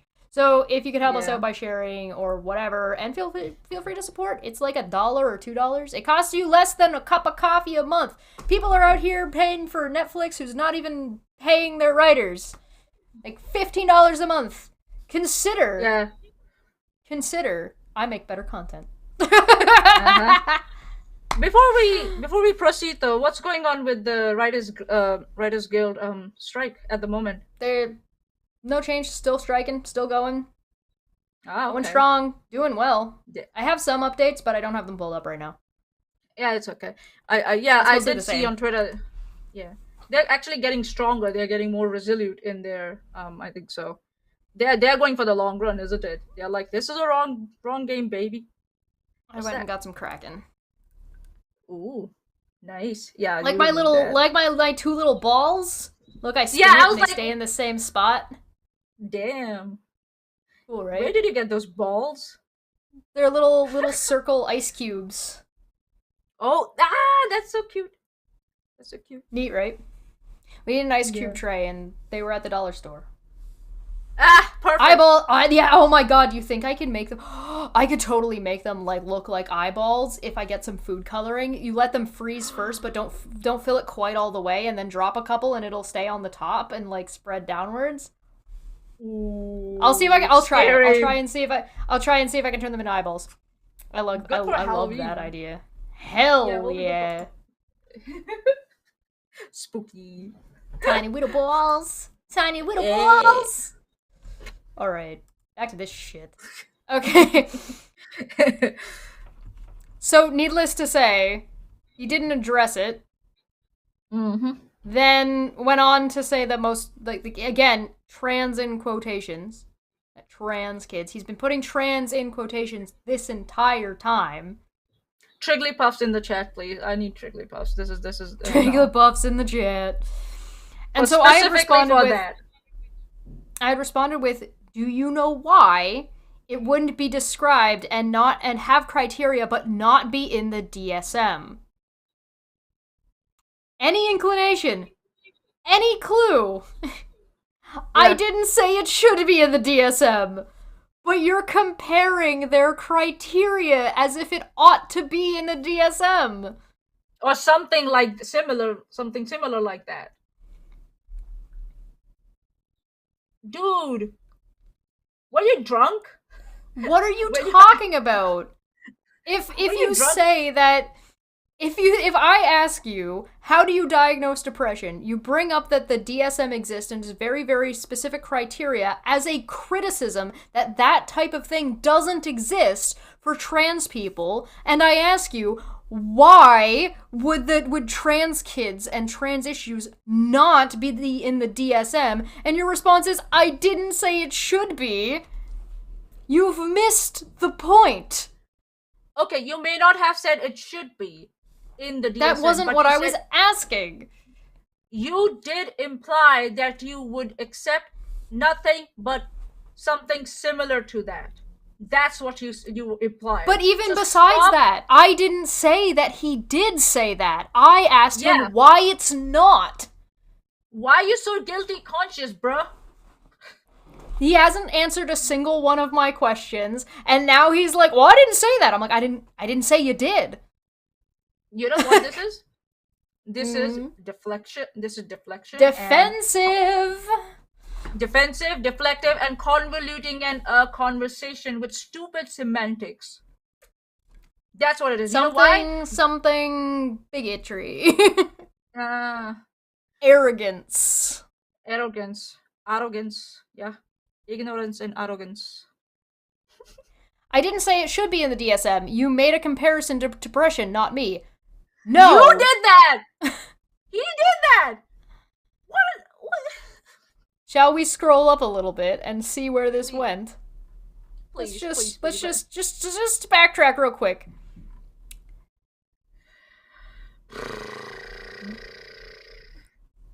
Trans, gay, or just straight but effeminate.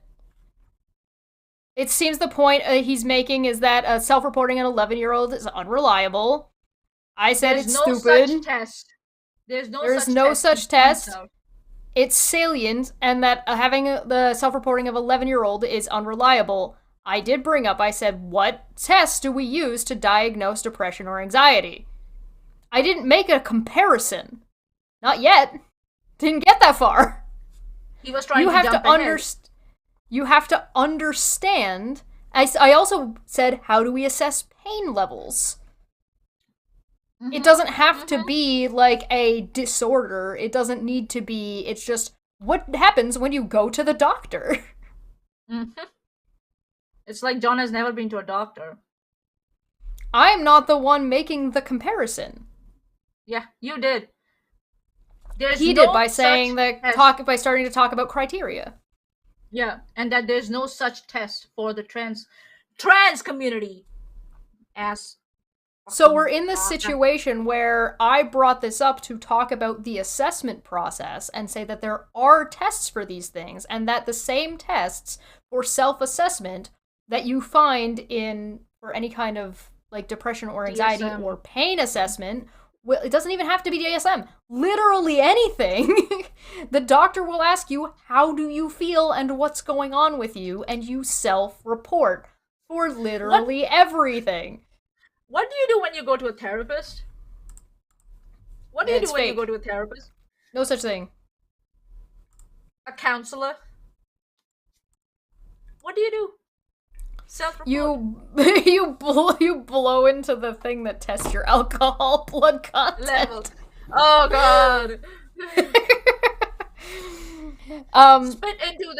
Spit into this bottle and we'll put it in a machine that will tell us the level of gayness in your blood. He was the one that started, whereas there are indeed tightly defined criteria. So he is comparing. That's where the comparison came from. That was him making that comparison, not me. So I think he was drunk. I hope so. I hope he, but the thing is that means he's been drunk for 3 days. We're on day 4. Bro, you might have a problem. You spoiled my month of September, John. Fuck you.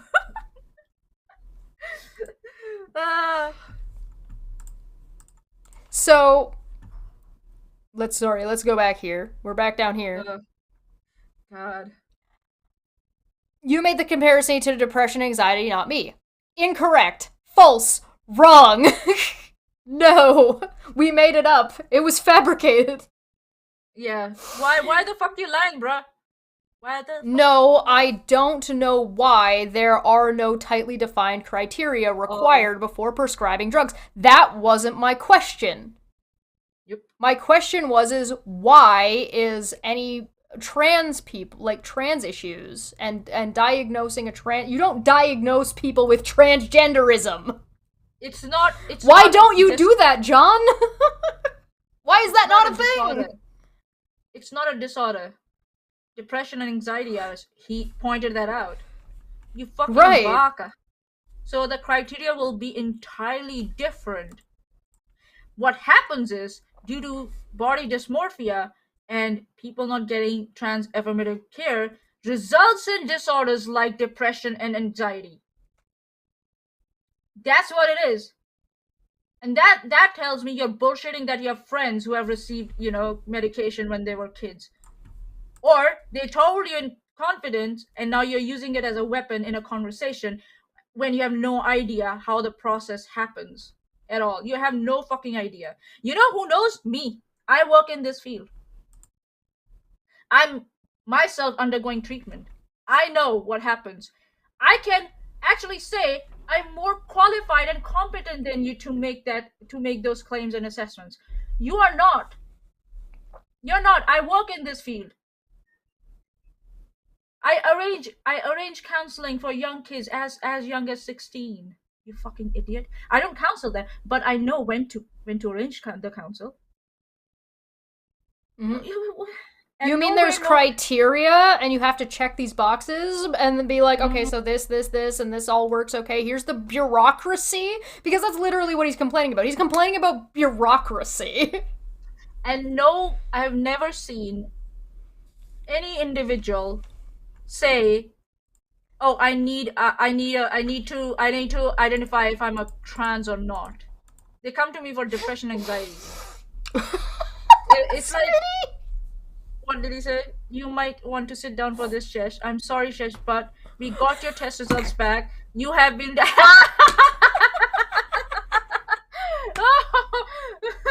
Oh, Smitty, come on. Oh my god, no. Is it fatal? Is it fatal? Is it fatal? Maybe. To someone, wink. In some part of the world, yeah.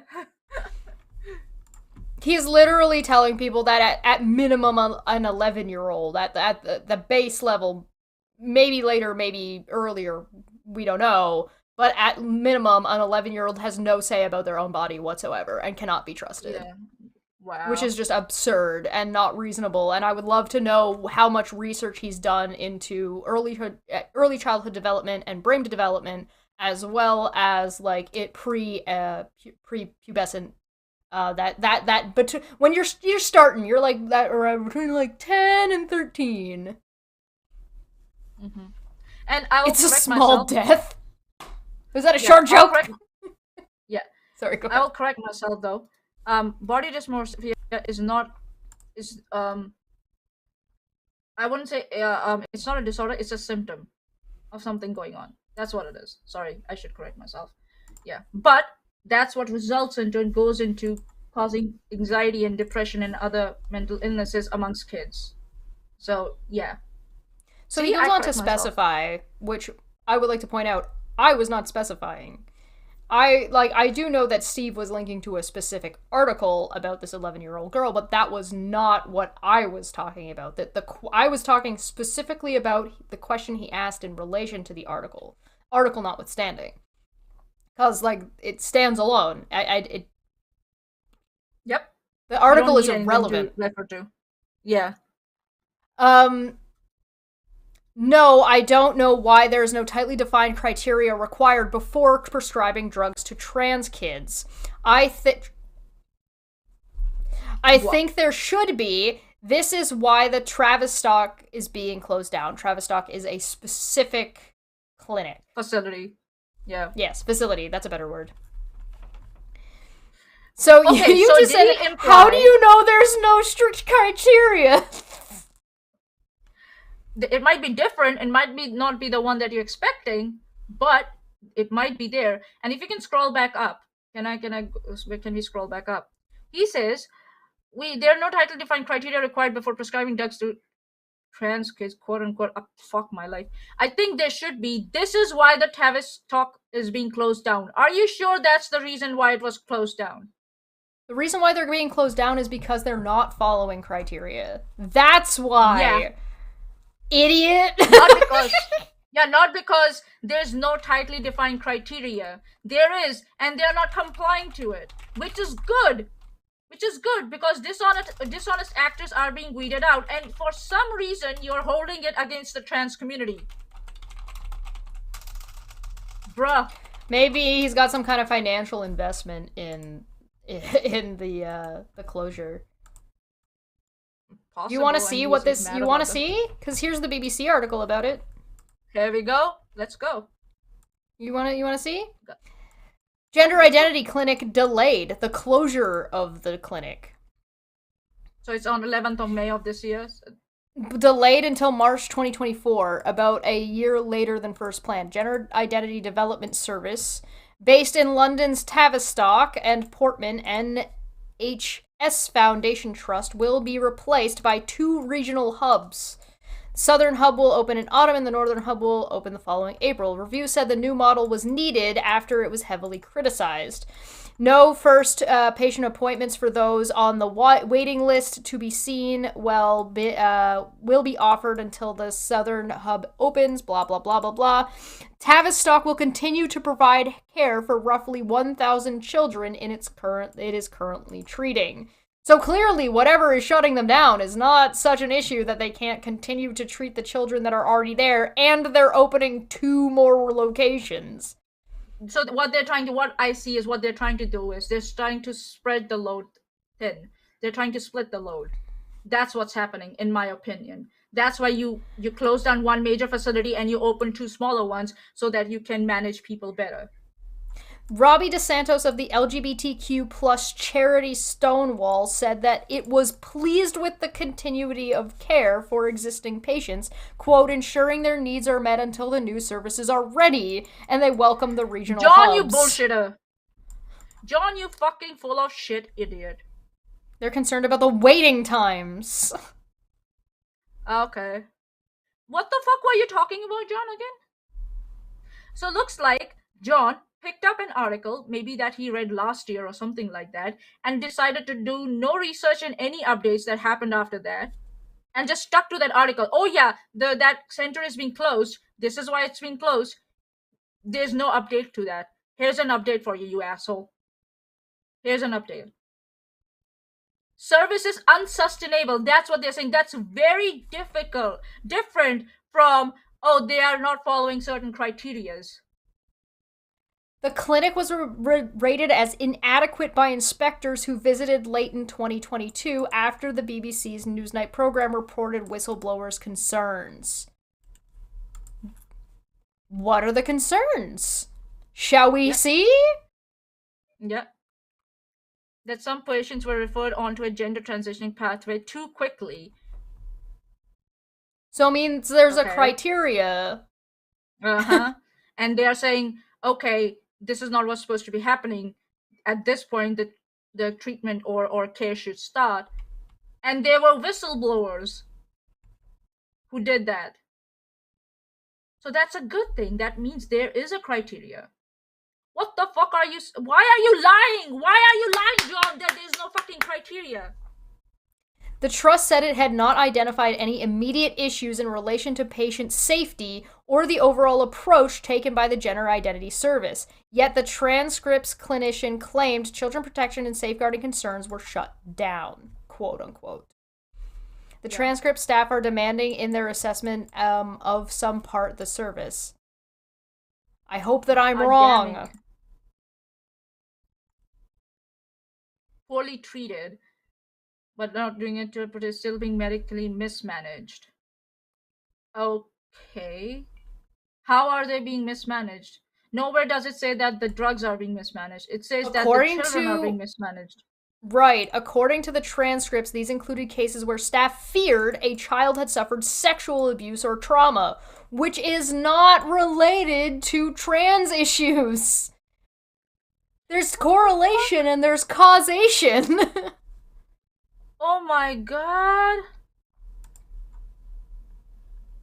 Okay, the approach felt unsafe. Yeah. In all of my previous work, if you had a concern, you refer them on, it's claimed, and that did not happen. So basically, bureaucracy isn't being followed through on. Yeah. By management. Safeguarding lead was created specifically in 2018. In their interviews, the staff didn't view this as adequate and argued the wide variation in practice. Oh, you mean that the criteria wasn't being met to their standards, and so they reported it, and so the result is that they're opening 2 new ones to make the sustainability better because it was being overwhelmed by having only one? They said there's thousands of people on the waiting list. Yep. Wow, it's almost like this is not the reason why they're being shut down. It's because there is a higher standard and a higher criteria that needs to be met than what Tavistock was able to do, because it was a facility that did not have the facilities nor the management quality to do it. You're welcome. You're welcome. So whistleblowers and clinicians and the staff themselves reported on inconsistencies and what was not being done properly. Which is good. That means they're not idiots and they know what they're doing. The system is operating as intended. Oh no. To protect children. Oh no. Oh no. Oh no, no, no, no. How dare they, you know? Now John can't use them in his propaganda.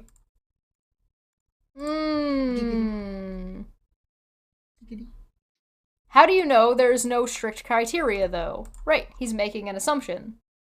There are none in Europe. This is what... There are none? There's zero criteria in all of Europe? None. Zero. No criteria. You do realize that all prior criteria still applies, right? So, like, if there is criteria about a child's welfare that is in place before adding trans accessibility, that prior criteria still stands, John. Which means there has to be criteria for Tavistock to close in the first place, John. Yeah. You monkey! Yeah, Unga bunga. Unga bunga. 11-year-olds run the asylum. Lord of the Flies. Oh my god. I googled it, guys. Look the fuck out. Yeah. The original facility was started on some criteria. That criteria didn't meet some standards of the medical community. So what happened? Steps were taken to bring up the criteria up to par with what's expected by the medical community, and you're bitching about it.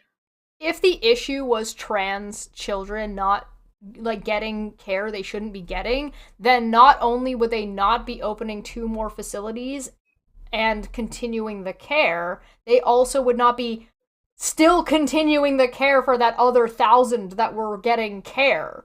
That care would be immediately either stopped or transferred to get them off of whatever was going on, and that is not what's happening. So if that's not what's happening, then that wasn't the issue. And I think so. What did you Google this? I don't know. Maybe somebody sent it to him and he just stuck on and he just held on to it and did none of his research. Listen, there's a whole other thing that we get to cover once we're done with a Twitter thread, because this gets so much worse. Guys, it might take us some more time today to finish this, but we will finish. I'm settling in. I gotta get some popcorn. Yeah, I'm getting some more food to eat. The thing is that what was I going to say? I had so what I read, they were talking about sexual trauma, right? So it feels like there was some confusion between whether something was manifesting due to a sexual trauma or whether it was related to their identity or their dysmorphia.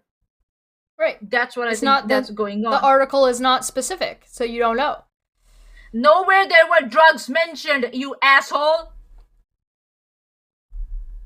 Can we control F and search the fucking article that he provided and see if there's any word drug mentioned in there? Because this is asking. Yeah, you want the closure update, or do you want the one from earlier? Or the earlier one. This one. Let's have a look.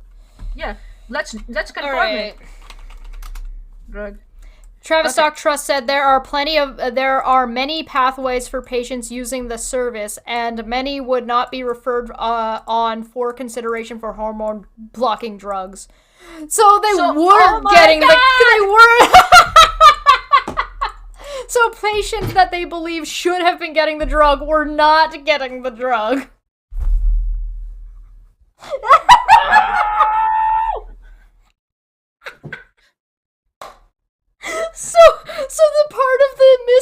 management that is getting this place shut down is because the trans kids care was them not getting access to the drug that they should have been getting access to rather than getting the drug when they weren't supposed to. How many search results do we have of drugs? 1, 2, 3, 4, 5. One. This is the only one. Oh my god! Fuck my life.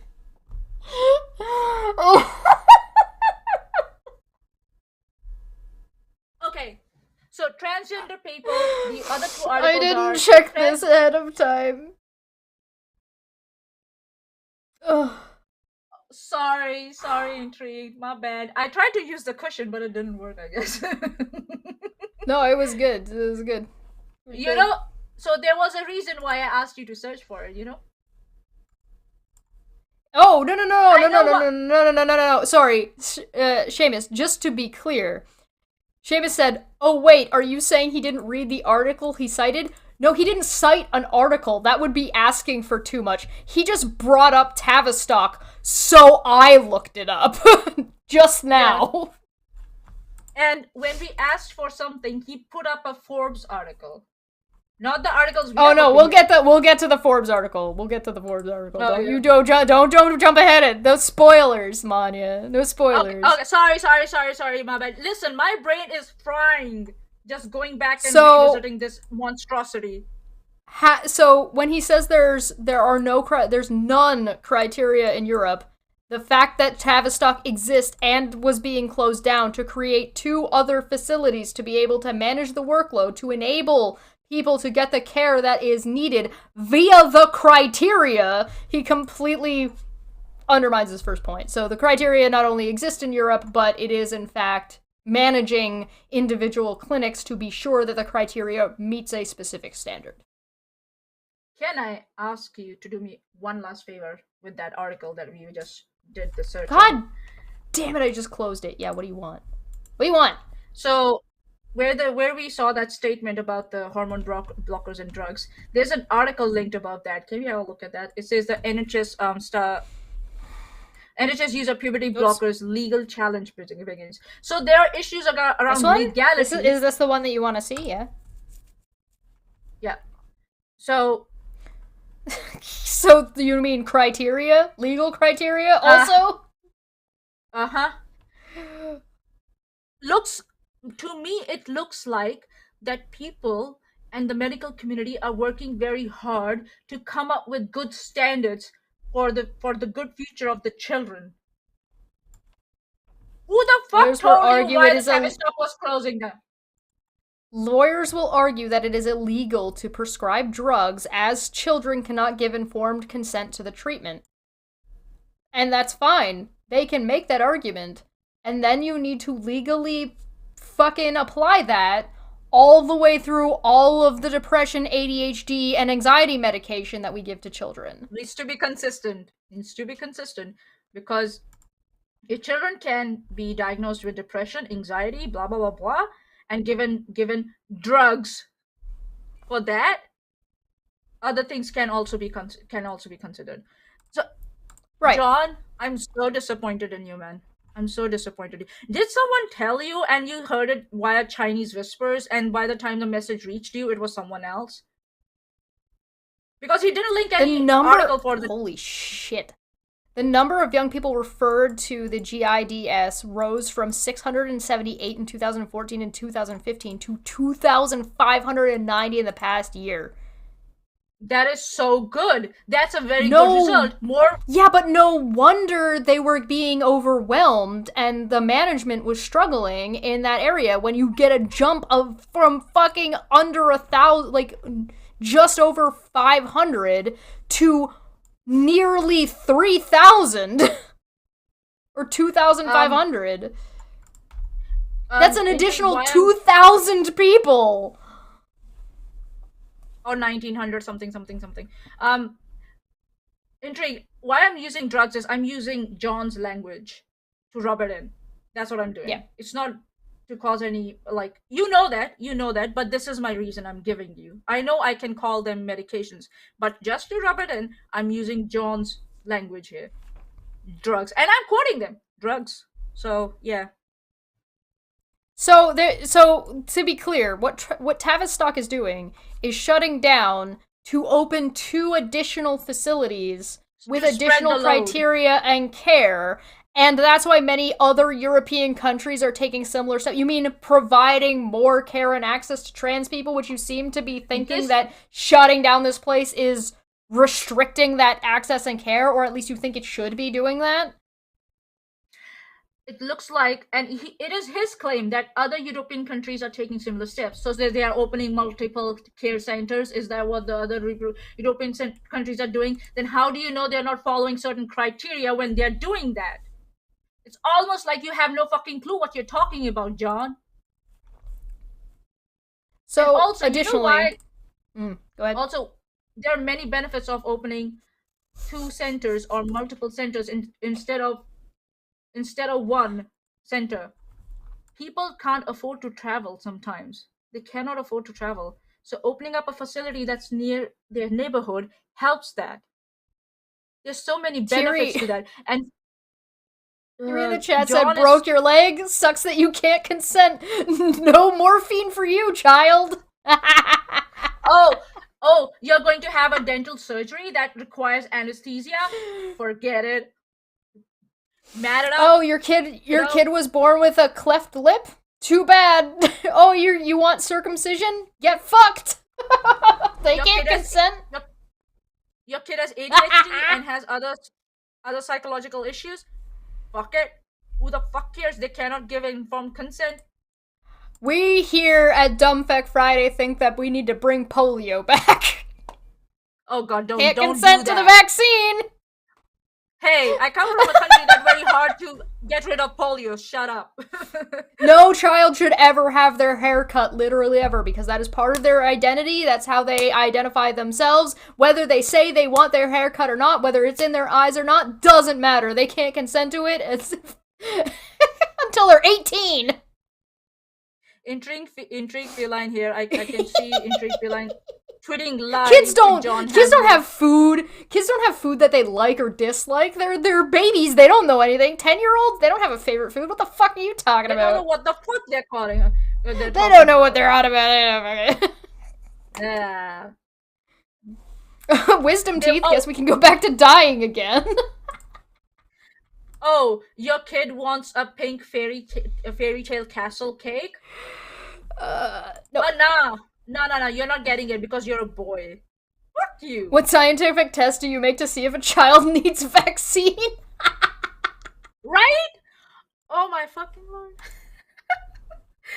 Oh god. I'm dead. Alright, if there are such criteria in North America, then it should be super easy to just answer Steve's question by pointing to them, right? Wrong! The price is wrong, John. You already said in your first tweet that it was a rhetorical question. Yeah, it's not intended to be answered. Yeah, and also... I did answer his question by calling it stupid. Yeah. Yep. And we are not going to answer Steve's question. Not because it's difficult or something like that, because we know where it's leading to. Because it's malformed. It's not a question that makes any sense. It doesn't make any sense anyway. From the get-go. Doesn't make any sense from the get-go, and will be misused to demonize the trans community. Not question the medical community, demonize the trans community. And to say that they're unreliable in some way and they don't know what the fuck they're talking about. That's what it is. And that the current transgenders, they have some ulterior motives and they're forcing kids to transition. And those kids don't know what the fuck they're talking about. That's the conspiracy that question leads to, and I'm against it. That's why I refuse to answer that question. Simple as that, because it's feeding into hatred. Unfair hatred. So I said, I had asked this before, but it's elsewhere in the thread that we're not covering today. It said, again, why wouldn't you go and look for medical professionals and science if you're just going to ignore every point that's being made here? Oh, because Steve already did that and ignored the answers he got. You're ignoring the science. You're ignoring professionals. You're ignoring the very things that you're referencing. At what point is it valid to even entertain your questions or ideas if they're equivalent to flat Earth? You're the flat Earth of biology. Good job. Good job. Also, like that's the same criteria we're using with Steve. We know his history of how he has covered the transgender issues.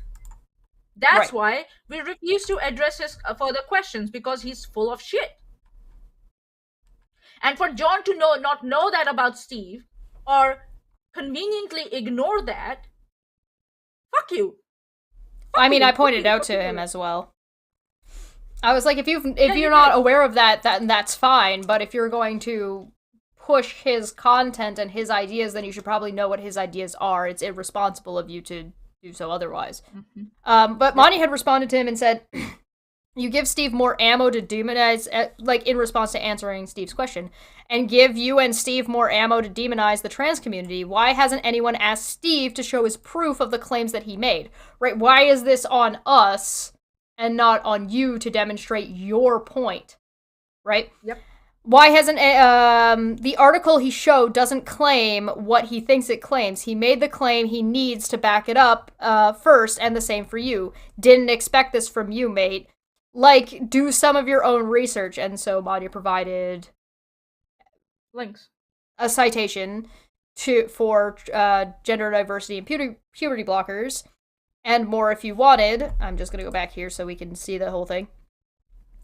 That page doesn't seem to include any criteria before puberty blockers can be prescribed. Which one? This one? Or this one? Or that one. Yeah. Shall we take a look? Yeah. Delay the changes in puberty. Yeah. What do puberty blockers do? What is the possible benefits? What are the criteria? Oh no! Oh no! Alright, well, what about this one? Oh, this is just a hospital in America that provides... I'm a human! How do they work? Are they safe? What are the side effects? What age? Why choose? Are they You mean why choose as in, like, what the criteria would be as to why you would pick this? Oh. Oh no. Oh no, no, no, no, no. This would be a criteria. All of these things are technically also criteria about why and when you would apply this type of thing, and whether or not they're safe, and what they do. Because if you start taking a drug and it's not doing the things it's supposed to be doing, you stop taking that drug when you self-report that it's not doing the thing it's supposed to be doing. Like mine. When I had the first medication, it added to my weight, and it made me more anxious and depressed. So it was like so counterproductive. Needed to change the medication. He's not asking, It's because he's not asking for a criteria of, like, what's expected of the drug, and he's not asking for a criteria. He's asked for, like, when it would be provided. He's not asking for a legitimate criteria, basically. What he's asking for is, under what circumstances can you refuse giving somebody a puberty blocker? Yeah. That's what he's asking for. And that's just not, it's just not that simple. That's not how it works. There is no, like, you have to check this particular box. It's a gradient. And that's what these people don't understand. They're so black and white in their thinking that they do not understand that this is a gradient and a process. This is the same problem people have with young Earth creationists, and when they say, where are the transitional fossils? They're all transitional, you dumb fuck! It's a gradient! Why are there still monkeys? It's as if, like, when I said that he wasn't listening to us and not reading what we were putting out, I meant that he wasn't reading anything that we put out. What he was doing, just going, in my opinion, click on the link, reading the first paragraph, or going all the way down, reading the conclusion, didn't find what he expected or wanted to find, and then drew a conclusion about that article, what that I provided. Fuck you, John. If you want a lesson on how to do research and how to cite your, come to me, I'll help you. I know how to do this. Come to me, I'll help you. But don't you dare try to fucking gaslight me and tell me that I don't know what the shit I'm talking about, or ignore me condescendingly. So Manya said, I've made my point, I'm just disappointed. We know what Steve's talking points have been over the past about transgenderism and transgender ideology. It's on the Non Sequitur Show channel, and now he is suddenly questioning the foundation of the treatment. For you not to recognize what Steve is trying to do here is sad. So you're disappointed because because I don't think a very consequential drugs should be prescribed on the say-so of an 11-year-old child. That is nowhere in what Manya said. Nowhere. I wanted to smack his face when I read that. I wanted to smack his face. I was like, if I saw him on the street, I would smack his face. Seriously. You're disappointed because I think it's reasonable for Steve to ask what the criteria are before prescribing some drug. No! Incorrect! Still wrong! False! They made it up! He knows the question is rhetorical. He knows the question is not a legitimate, nor fair, nor reasonable question. He knows it's meant to make a point, not to actually ask a question. He said that initially. So he knows that this is, you're disappointed because I think it's reasonable for Steve to ask this legitimate question. He knows it's not a legitimate question out the gate. Number one, it's not legitimate. And number two, it's not reasonable of Steve to ask that question. It's not about the reason, that whether it's reasonable for Steve to ask that question or not. My thing is, you're not recognizing the pattern where this is going. You're not recognizing the rhetoric, what Steve is trying to indicate through all these questions. No, he knows. He already said he knows. He has 100% already said that he knows exactly that it is a rhetorical question and what the rhetoric is going for and what the goal is. He knows these things. And he's just flip-flopping because bigotry makes you stupid. Yeah. And to ignore all that, just so that you can hide behind someone to ask a very stupid question, yeah. Tells a lot about you, John. No way. Not this time. We created it. Not this time. No, not this time. It's totally made up. Pure fiction. It's fiction. It's fiction. We made it up. We made this one up. It's a made-up tale. It's a total fabrication. It never happened. It never happened. This one was invented by a writer. Not this time. It never happened. It's false. It never happened. It's a fake. It's fiction. It's an urban legend that never happened. No way. We got you. Not a chance. Not this time. Not a chance. It never happened. It never happened. We made this one up. It's fiction. We made up this one. Oh my god. We made it up. Not this time. Wrong. Not this time. Not this time. You're wrong. Not this time. It never happened. That was perfect. That was a perfect. We made it up. Oh god, Jonathan Franks. So yeah, no, he just made this up in his head. Nobody said that. That's not why. Nobody said whatever you're interpreting here is complete bullshit. Bullshit, yeah. Thanks for misrepresenting what I said. Those are the positions I have outlined. People are disappointed in your behavior. Your position is stupid, and you've explained why and not worthy in of great detail. Correct. Yeah. I have a master's degree. I refuse to come down to your level of ignorance. People are disappointed because you present yourself as someone who cares about facts and practical consequences and truth and honesty in every other fact. Then you just throw all of that out the window when it comes to this one topic. The fact that I need to explain this demonstrates it. You certainly haven't demonstrated why my approach to any of these topics throws facts away. Yes, we have. You told me that childhood depression and anxiety are diagnosed by self-reporting. That's not factual or truthful. Yes, it is. You're wrong. And it's just that I already elaborated And so he clipped out where I had elaborated on this, because of course he did, and I called him out on that shit. Because he didn't answer. He's a dishonest nincompoop. Should be prescribed on the say of an 11-year-old child. Because they are not. That's this whole freaking... that is the whole freaking straw man that is being put up by anti-trans people. That is the straw man that Steve is putting up. Nothing in the whole process is done on a whim. Nothing. Exactly. Crickets. I know someone who wasn't given puberty blockers. She now hates the fact that she has a lower voice and she ought to have if she had those puberty blockers. It took her years to get the procedure to physically transition started. Years. And now you're seemingly pandering to the anti-trans crowd. And Feline is 100% correct. So I'm just gonna go to this one over here. Oh, this one. Oh, God. This one... Yeah, another shitbag of thinking. So here he's back to if his child, right? There's a lot of thread, right? Yeah. Why is it ignorant and insulting? The question seems clearly rhetorical, right?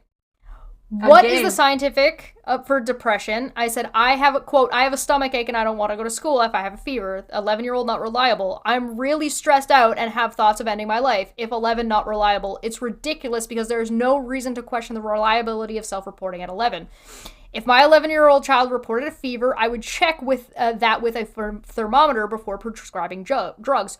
You wouldn't prescribe any drugs, John. You're not the doctor. If my 11-year-old child reported stress and suicidal ideation, I would want to make sure that relevant criteria were met before prescribing drugs. You shouldn't be prescribing drugs at all. A doctor should be proscribing drugs.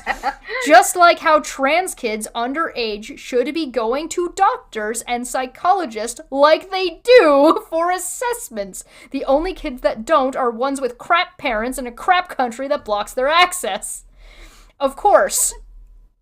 But the doctor doesn't use equivalent criteria either, so no such criteria has been defined. Yes, it has. This being the point that Steve was making. How did you end up in front of a doctor in the first place?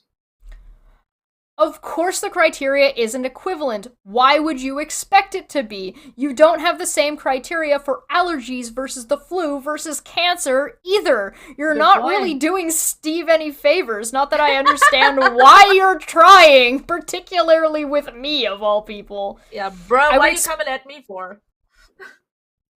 Incorrect. Citation needed. Yes, Letty. Yes.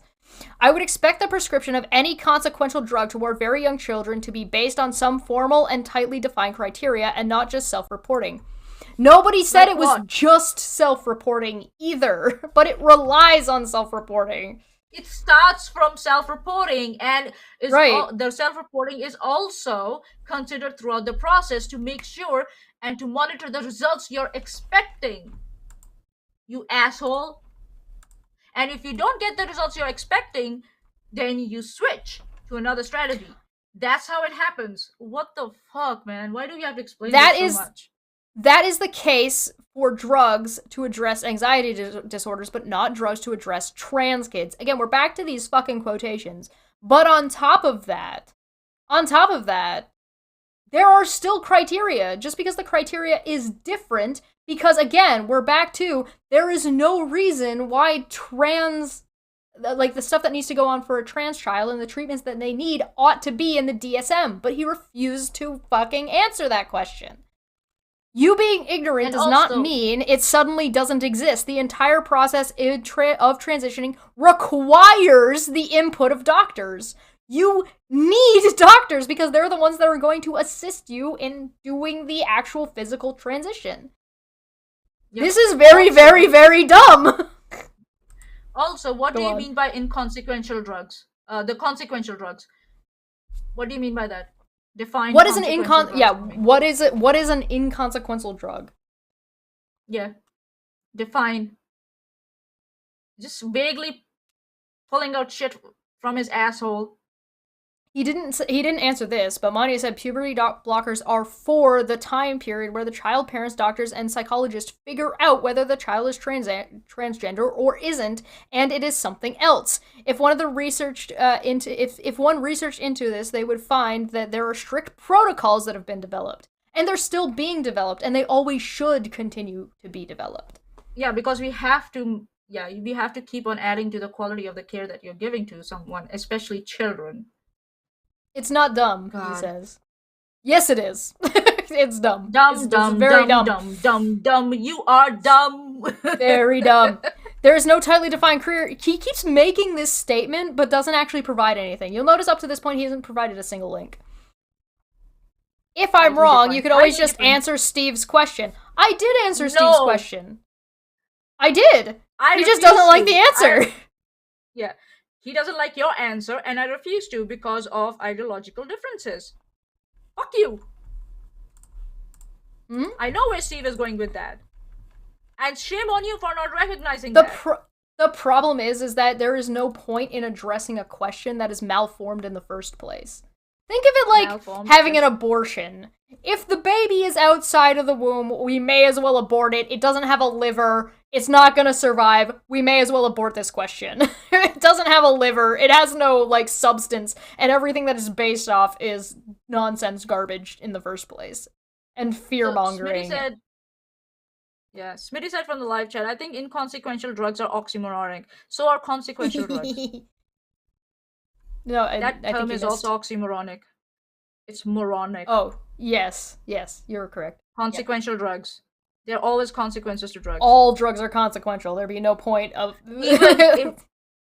even if they are made to help your body function as it's supposed to function. For example, birth control. Right. Birth control. Used to guide your period cycle so that you don't have irregular periods. Mm-hmm. Yeah. Or very painful there are always consequences for some people. Yep. And sometimes it doesn't work. And sometimes you need to try different ones to see if there's one that does work for you. Weird. Yep. It's almost like I have to self-report about if I want to take birth control to find one that works for you. But he's a man. He wouldn't. Men don't do birth control things. That's only a woman thing. No. They just girl job. Even if they have to stick a rubber on their dick, like people like John will. That's be like, already too much. Oh my god, so many much, hoops. Yeah. If I'm wrong, you could always just answer Steve's question. But you notice right here, if I'm wrong, you could just answer Steve's question. So then this is something that you are attaching yourself to. You're not just defending it on the idea of him being allowed to ask whatever fucking stupid-ass question he wants. Because literally nobody stopped him from asking that question. Maybe he should have somebody in his life that stopped him from asking that question in the way he asked it. But, Yeah, somebody needed to take his keyboard and smash it and chuck it out of the window when he was typing this shit. Maybe somebody who is supposedly pro-trans people and pro-LGBTQ should step in. But if they're not stepping in, maybe they're not quite so dedicated to that cause. Maybe they don't trust you. If I'm wrong, blah, blah, blah, blah, blah. Where are the tightly defined criteria to determine whether a very young trans child should be prescribed puberty blockers? You mean the thing that Manya already sent you? That thing? That thing you're looking for? It's very easy to find those criteria for prescription of other drugs in children. Have you Googled it, John? You can Google it. Or did you Google one phrase and you didn't find what you expected? The thing is that you're expecting a wrong result of your question. That's another thing. You want a strictly defined criteria, but you want it to be similar as the criteria that's used for depression, anxiety, and other mental illnesses. It does not happen like that. Even for depression and anxiety, the criteria is not the same. It's and not the all same. of them and all of them still require self-reporting. Going to the doctor even initially is still a form of self-reporting because you still have to go to the doctor. Yep. In the first place. So Yeah, I shouldn't take. I said, I sir, shouldn't take what's birth the control. so I are shouldn't we take up birth control to? because it's consequential to my body.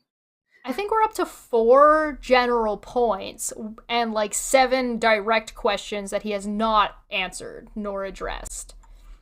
I said, sir, what's the point of answering rhetorical questions that are meant to push forward bigoted talking points? I am better at this than you or Steve is, so why would I lower myself? Why don't you ask a medical professional or a scientist? I said, oh wait, because I had already said that when Steve did that, he ignored them. And asked for a textbook reference. Oh god. If you want to see those again, they're on the YouTube channel. You can go and find those episodes if you're interested. There's nothing whatever bigoted about Steve's question or anything that I have said to you. Manya, could you please read the definition of bigotry again? Bigotry is bigoted acts or beliefs, and bigot means a person who strongly and unfairly dislikes other people, ideas, etc. A bigoted person, especially a person who hates or refuses to accept the members of a particular group, such as a racial or religious group, and we can add a group with certain gender identity and sexual identity too. So here we go. It's almost like he has a prejudice and bias against the actual science to hold on to his idea. Weird. It's almost like he rejects like general facts and basic information that is easy to find and rejects basic skepticism. So takes his principles and puts them into a little ball and throws them in the trash can with nothing but net, so that way he can maintain his ideology, which is restrictive to a group of people who he keeps putting in quotation marks because he doesn't think they're valid. He doesn't think it's valid for an 11-year-old to be trans. That's why trans is in quotes in every single fucking tweet.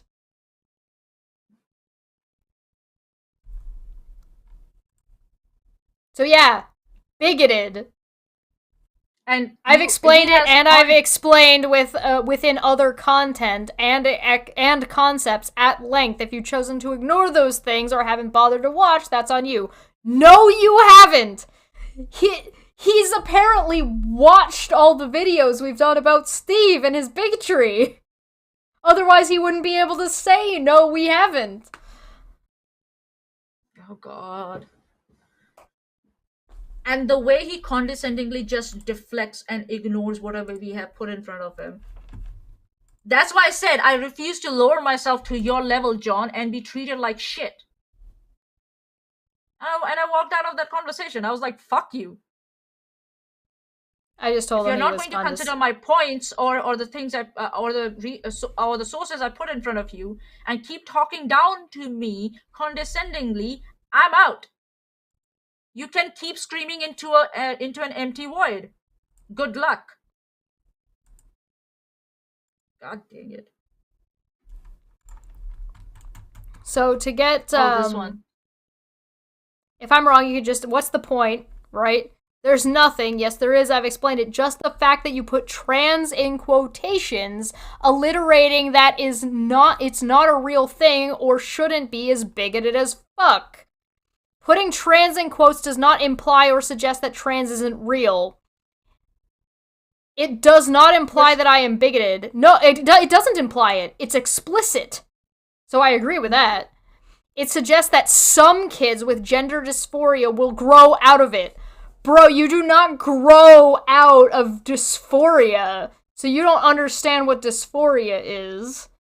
Without taking very consequential drugs, please stop using the spooky language. You're not fooling anybody. This is just fear-mongering. Unscientific language, this please. Fact is why Tavistock is being closed down. Bullshit.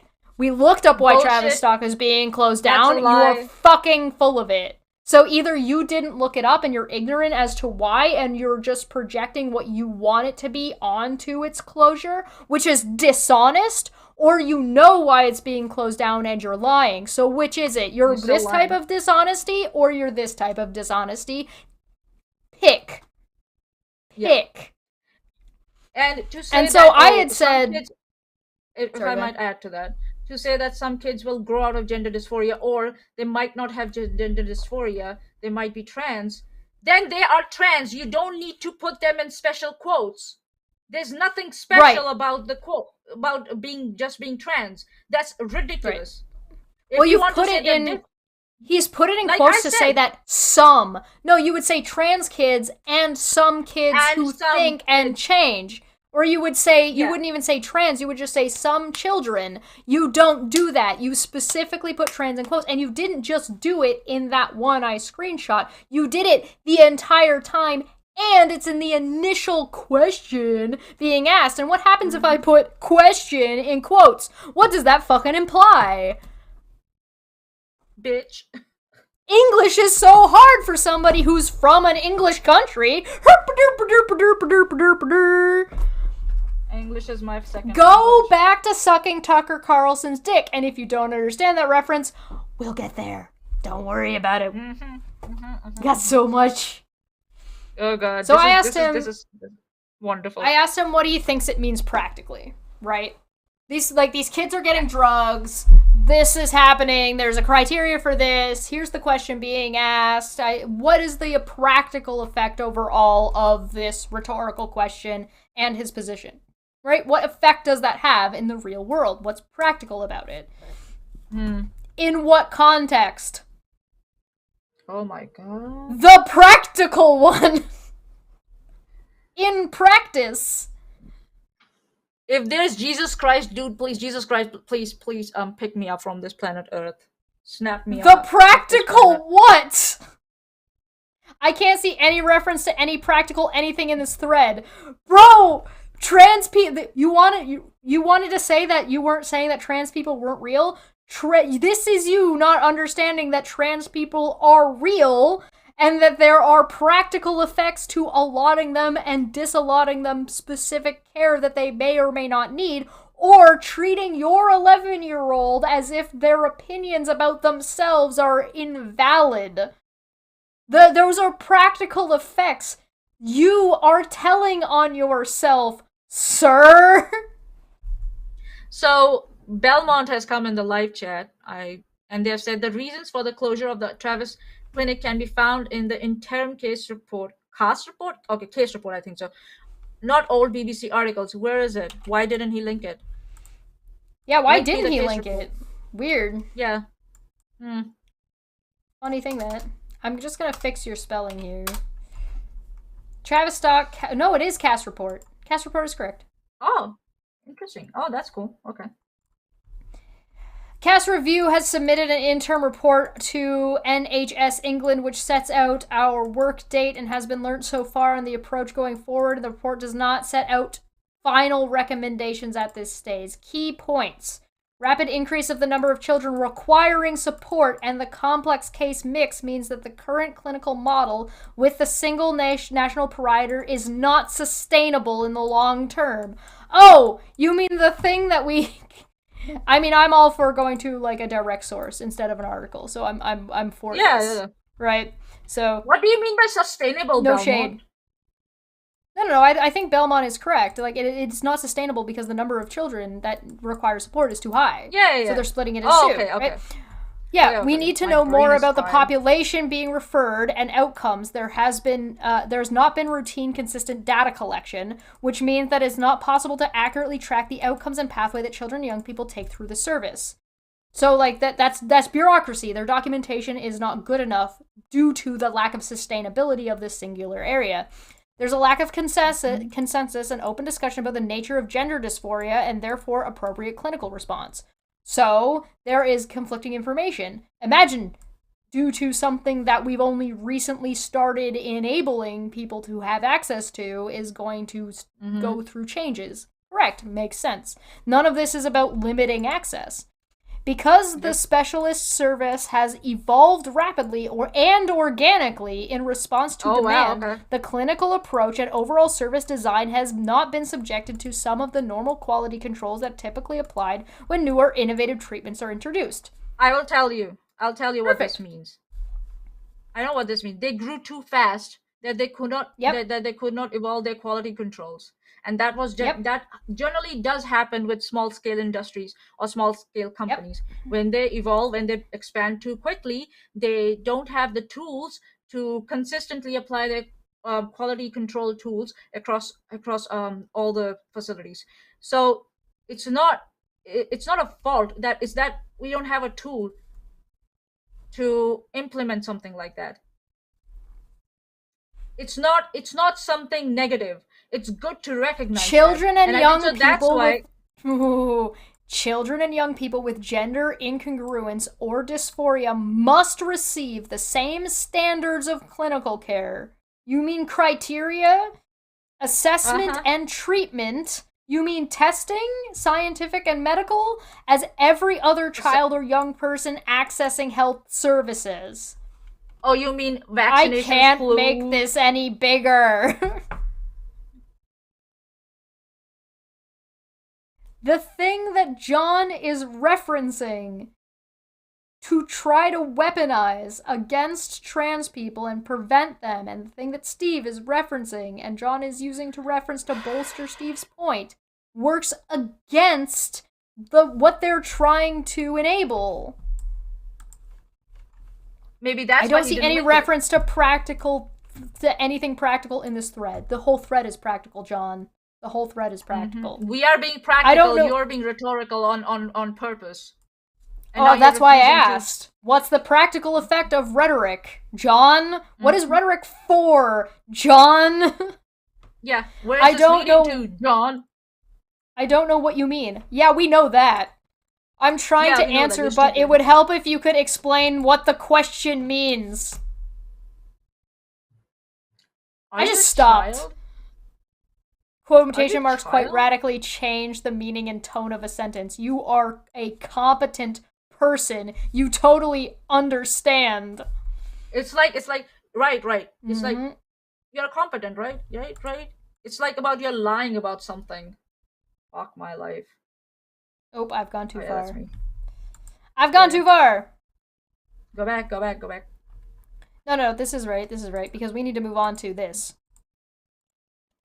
Oh, yeah. Okay, so he shares this article from Forbes, way up here somewhere. So Mania had tweeted out, see what I mean, didn't read anything we wrote, blah, blah, blah, blah, blah. There's a lot of writing while I was sleeping, blah, blah, blah, blah, blah. That was stupid, but that's not true. Stupid. That's not true. Yeah, we stopped replying after a certain time before he stopped tweeting. Yes. So he answered us and we ignored him. We basically ghosted him completely. I answered him one or two times a day later where I was just like, you're full of shit. And there was one I told him to go back to sucking Tucker Carlson's dick. Yep. There was an awful lot of stuff written while I was sleeping, blah, blah, blah, blah, blah. Yep. Yeah, it's the marble statue. It's Stonebutts who replied. Yep. Stonebutt, Letty, just one more person. Yeah, two more people. Well, Stonebutt, Letty, and then eventually Feline started responding. But the thing is Twitter doesn't have a time limit on it, so it's a stupid statement anyway. Yeah. I didn't... So, and here it is. It's really incredible how you will do absolutely no work in fixing your ignorance and expect everyone else to explain to you, so nice, like, while repeating the broad sweeping statements based on that ignorance that will inflict immense harm on people who aren't your business. I didn't ask anyone to explain anything to me. I asked which were the issues that I hadn't answered yet, so I could answer them directly. Bitch. That expression. I went the wrong way. Sorry. I didn't ask anyone to explain anything. This whole thing, John, is you asking everybody to bend over backwards to explain things to you. What is wrong with pointing out? You are asking, you fucking moron. How colossally stupid do you have to be to think that doctors are just tossing drugs to kids without care or concern from every inconceivable legal, ethical, and medical consequences that would result, especially during a time of heightened anti-trans hysteria from the far right? Biggest burn. Okay, I'll answer that. Firstly, you're putting words in my mouth I did not use. Secondly, I don't think it's stupid to worry about very Shut the fuck up! Oh, shut the fuck up, dude! Oh, look! Fuck. See, here's the cast review that he's talking about. But does this link to the cast review? No, it links to a fucking article. What did we look at? The direct review. So I looked up this other article that he linked, which is in here somewhere. Somewhere. I don't know. He linked a Forbes article. I think so it was on another thread. Yeah, so he linked this Forbes article, and I found this was the contributor to the article. It says he works for tough centers of drug development and the Accenture in Netherlands, whatever. And so I looked that up, and they had a tax haven and tax avoidance and disrupted. So there were issues. I looked up the people that actually ran it, and I found that it was like, it appeared to be presented as intended to be a good thing, but that it also started before a lot of information, like before the internet, which means like a lot of the information is kind of, I don't know. Then there was undisclosed, there was critiques about like what they had actually presented and what was being covered. Then I had pulled out the Tufts one, which is, it was criticized as unreliable, and it was containing a lot of assumptions that tend to favor the pharmaceutical industry. And then he said, what article are you referring to? Secondly, if the author is a big shill for big pharma. It was critical. That's your article! That's your article, you fucking baka! Wouldn't that make him bias in favor of getting lots of people on young people on hormones or other drugs they were necessary or not? No, the person that was doing the writing was criticized for being part of Big Pharma, which would make his article in Forbes inconsequential, because working for Forbes is going to be different from working from this other fucking company. So it's a critique of the source you provided, and because he doesn't remember that, he's criticizing his own source at this moment. That's what he's doing. I said basically it's unreliable, and I checked the author's account, and he doesn't seem to hold these views. Which article? I have no idea what you're talking about. Which article are you referring to? I did not directly refer to this. I didn't refer to this article in this thread. I referred to another one, but I gave you the author. Do you not know the author or do any research on the citation you're making? Because a citation ought to be a primary source if you can get one. If you can't get one, or you think this article is doing a good job of and contains the direct source, which it ought to if you're going to treat it as valid. Basically, blah, blah, blah, blah, blah. I also pulled a reference link in the Forbes article. You'll never guess where it comes from. This was the Forbes article. It pulls from the Norwegian Healthcare Investigation Board, except it doesn't. It doesn't refer to this link goes to the Daily Caller. Who's the Daily Caller, you might ask? Tucker Carlson! Why is it that these guys, these men especially, sorry, no offense to the men in our live chat, seriously, these men, when they link their shit, they don't check it, and they always end up coming from right-wing media. Confirmation bias, bigotry. You mean you got your confirmation bias because you already don't like trans people. John. So I checked this article, right? Norway decides gender-affirming care is not evidence-based. These are very interesting where these quotation marks are placed, but you'll never guess where they're citing themselves. Oh, and a tweet thread from the Society for Evidence-Based Gender Medicine, known for opposing standards of care for transgender standards, criteria. I thought that criteria didn't exist. For transgendered youth and engaging in political lobbying. So it's not citing a primary source. It's not citing the medical journals. This is a fucking circle jerk down the toilet all the way to political lobbying against standards of care for trans people. And has claimed that conversion therapy can only be practiced on the basis of sexual orientation rather than gender identity, meaning that they think fucking conversion therapy is valid in the first place. I am so glad that I refused to have any further conversation with this guy, and as I said, I deserved better than that. The fact that I initially even indulged him is like I was being too kind to him. He's not at my level. He's not at your level. He doesn't deserve our audience or our consideration. He's so full of shit. And here we get your favorite tweet. We already covered mine. Just one more step to Kevin Bacon, then you'll have blown this whole thing wide open. Forbes, who would have thought they were in on it? But they didn't see Chesh coming. He thinks that me following his source all the way back to pro-conversion therapy that he is now advocating for as a conspiracy theory, that Forbes is in on some conspiracy. No, I followed the citations, you dipshit. And maybe they That's are. how it's done. Maybe Forbes is pro-fucking conversion therapy. I don't fucking know. I didn't look for that. But that's not a conspiracy, dumbass. Do you know how journalism works? How ethics in journalism work? Do you know that? Just because a paper has a reputation of having ethical articles in it in the past doesn't mean that it will continue to do so, or definitely every article will follow the ethical guidelines of citations. You fucking moron. At one point he said something along the lines of that his citation was valid. Like Forbes is a valid citation. Let me see if I can find it. Because he said that Forbes was a valid citation because it was like lots of people had cited it. And I was just like, yo, name that fallacy. Oh yeah, I remember Let that. me see if I can find it. Yeah, I remember that point too. God, the pattern of thinking. Oh yeah, it's right here. This guy. Because he said, shared an article from Forbes.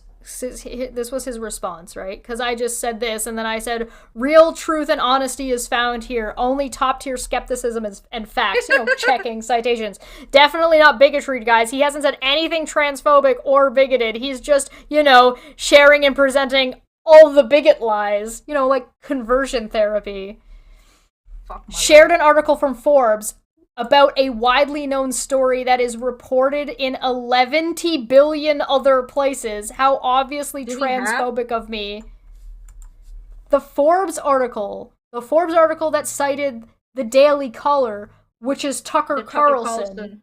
And then cited this other fucking group, which is anti-trans political lobbying and advocates for conversion therapy.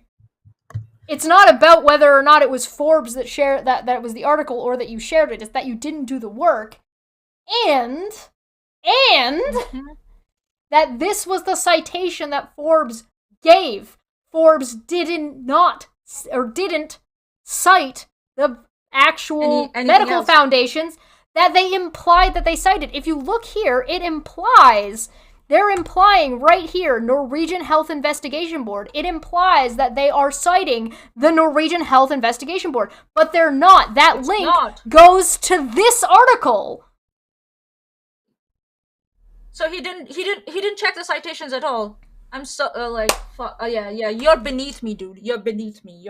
I'm not ever going to have any conversation with you ever again. You need to first redeem yourself in my eyes that you're capable of accepting criticism and accepting when someone says your citations are full of shit, and then apologize to Shish, and then maybe we can talk. Maybe. So not only is this a ad populum fallacy, because lots of people are posting, it's being posted everywhere. Not only are you rejecting your own responsibility as a skeptic and as somebody who is trying to put forth an argument and a point via this rhetorical question, and you're just ignoring that and trying to dismiss that as if you're not allowed to be a thinking human being and ought not be responsible for checking your shit, but also you're trying to accuse me of being a conspiracy theorist about Big Pharma, which no one brought up but you. And the article that the author that works for a place that was pushing for Big Pharma, and they were criticized about, and it's an authoritative fallacy, as if because it's coming from Forbes, it's valid. That's not how that works. There is an appropriate appeal to authority, and then there's a fallacious appeal to authority. You were doing the fallacious version. Alright. We have one more fun thing to look at. And I'm going to give you a sneak preview, and we'll take one more quick break, and then we'll go into it, because it's going to be a doozy, and I feel like separating these things is appropriate. John wrote an article! This is living your life as a... This is John's article. Okay. He wrote this article, and we're going to take a look at this article. I did read that. Oh yeah, I did read that. Oh my fucking lord. That's why I said he's beneath me. He's beneath me. He is not worthy of my of my education or my consideration. I said it to your face, John. You're full of shit. And we're going to look at this article when we get back. I did not link it in the description, by the way, because I don't want to push fucking this kind of bullshit, but I did link it in the live chat. So if you're watching now or in the future, if you look at the live chat, the link is there. We're going to take a quick break, and we'll be right back.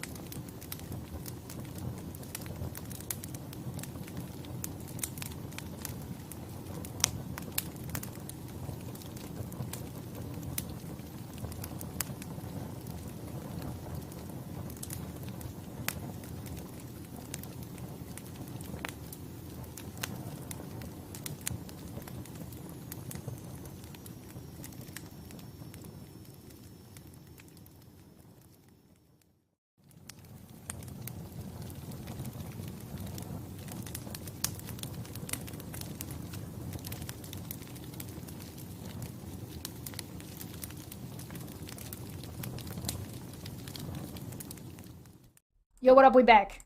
Hi. I got more drink. I can't handle this. You're muted, Monty. That's just expected now, isn't it? Literally every time. Every time. Oh. Alright. Are you ready for this? I'm not ready for this.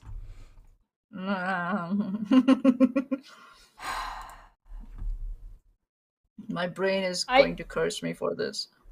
I do find it odd that this person who writes articles and likes to tout themselves as an intellectual and a skeptic, big-brained, doesn't know what quotation marks mean or indicate in a sentence. Mm-hmm. Living your life is your true gender. Quotation marks. One aspect of the current debate around the transgender issue. What transgender issue, John? What debate, John? Nani? Literally the first fucking thing. I'm already done with this.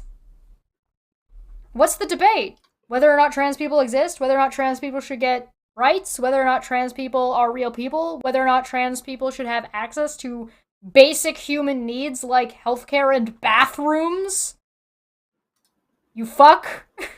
I'm not bigoted. I've never said anything bigoted in my life. And this moron came to your tweet to start this shit. Oh yeah. That shit. Oh yeah. Oh,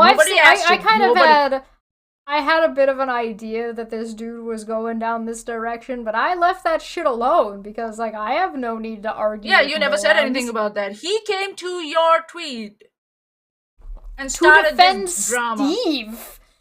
Who's gonna defend Steve to me? And to treat Chesh as if she doesn't know what the fuck she's talking about. Good question, Ziggs. Why does John care?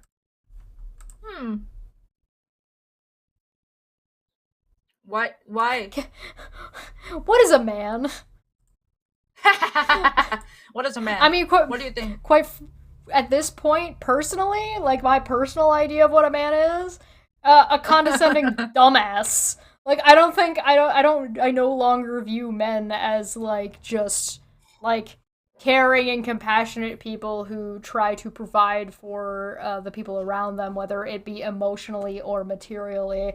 I don't, as somebody who is, like, strong and able, I view men as immature, like, emotionally immature and morons. not insecure. Yeah. Insecure as fuck. What is a man, in your opinion? An incel. Oh god, come on. No. Yeah. Oh, so he goodness. came to your thread, treated you like as if you didn't know what you were talking about, and when we trashed his whole rhetoric. Well, why don't you just answer the question though? The rhetorical. And you shredded his sources. Had a fit. That's all. Well, you'll notice he said, "Well, tell me which questions I didn't answer." When both of us had said he didn't answer any of them. When you didn't answer any of them. Go back, read through all the tweets, because we are not doing any work for you. You fucking man baby. See where the question marks are? Yeah, see where the question marks are? Or where it is why, how, when, where? You know? Not the quotation marks, question marks. And what, when, how, where. Can I point out, if you go look at any of the free thought profits that I was on and you look at this channel, John owes me a bottle of whiskey.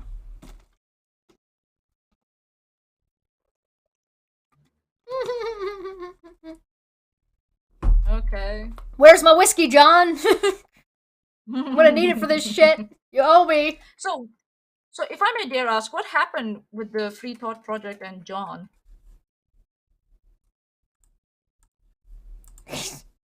Thierry said, what? What's the issue? Yeah, what's the issue going on between Free Thought Prophet and John? You mean people don't like associating with bigots and transphobes? Okay. I thought there was some other issues, but okay, that's a very valid. I mean, if there are other issues, are they relevant to the very, very public ones? Nah, but it's good to gossip sometimes. you know me. That's fair. Okay, so back to the one half of a sentence we read from this, and it's already a fucking shit show. One aspect of the current debate, or I'm gonna put debate in quotes, and I'm also gonna put issue in quotes too, and we'll see if that means anything to John, or if I just mean some. One aspect of the current debate around the transgender issue is a new dispute about the definition of words that we all agreed upon until relatively recently. Words are polysemous and change over time. Oh dear. Oh no. Few people can have failed to notice that it has become commonplace to ask public figures the question, what is a woman? Why is it underlined? Is it a link? It's a link. This is where it goes to. Irish Women's Lobby.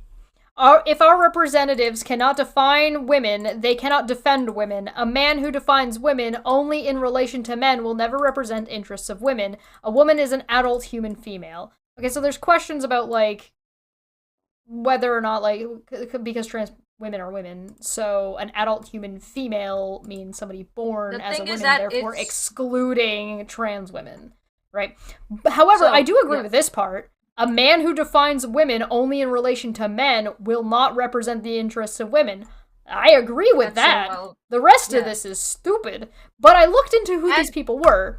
So, in doing so, I was like, okay, well, who are these people? Mm-hmm. What is a woman? No males and women's.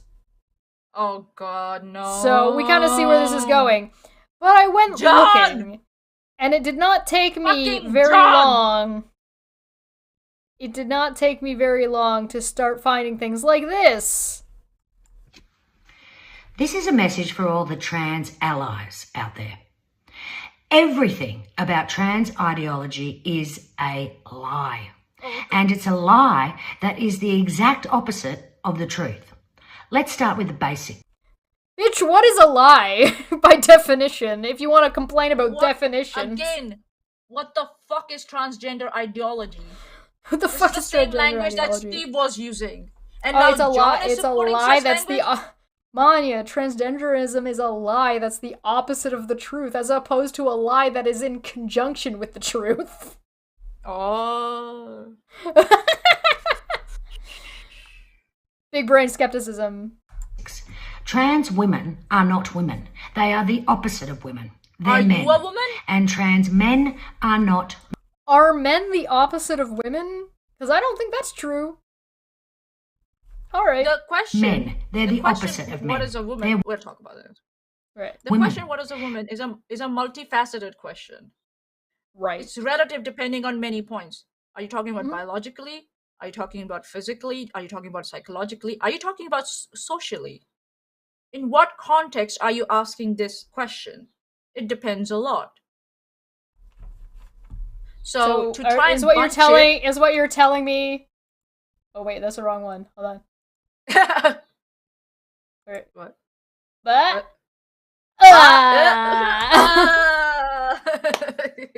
it worked. Yeah, it's ridiculous. Trans rights are not human rights granted to all, but special privileges demanded by a few that remove the human rights of women, homosexuals, and children. And what? Such as? Yeah. Like access to medical care? Bathrooms? Are you sure you want to make medical care not a human right? Are you sure you want to make that a privilege? I don't think that's what you want. God.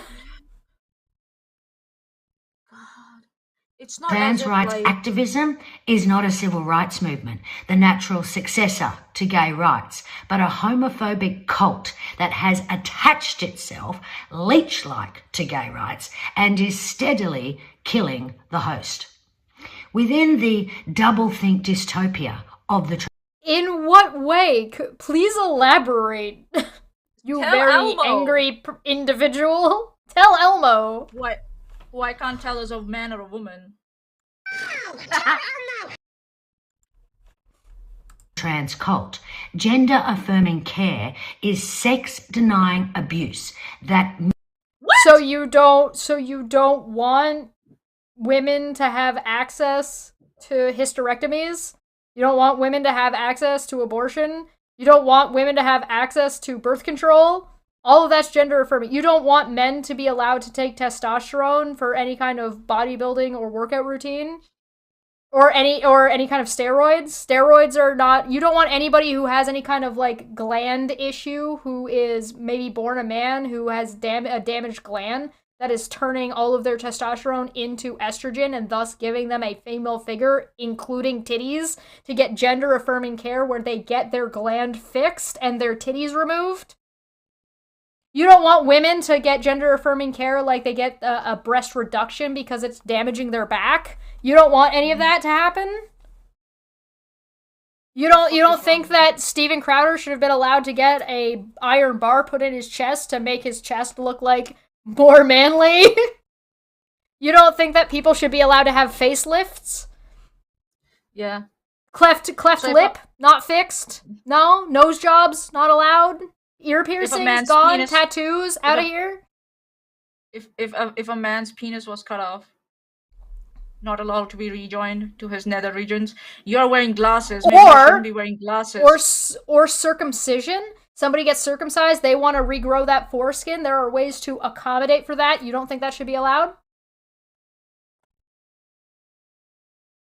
When they talk about like, oh, this shit, that shit. Maybe start with circumcision of children. Women who get breast cancer do have to have their breast removed. Not allowed to get those reinstated in any way, shape, or form.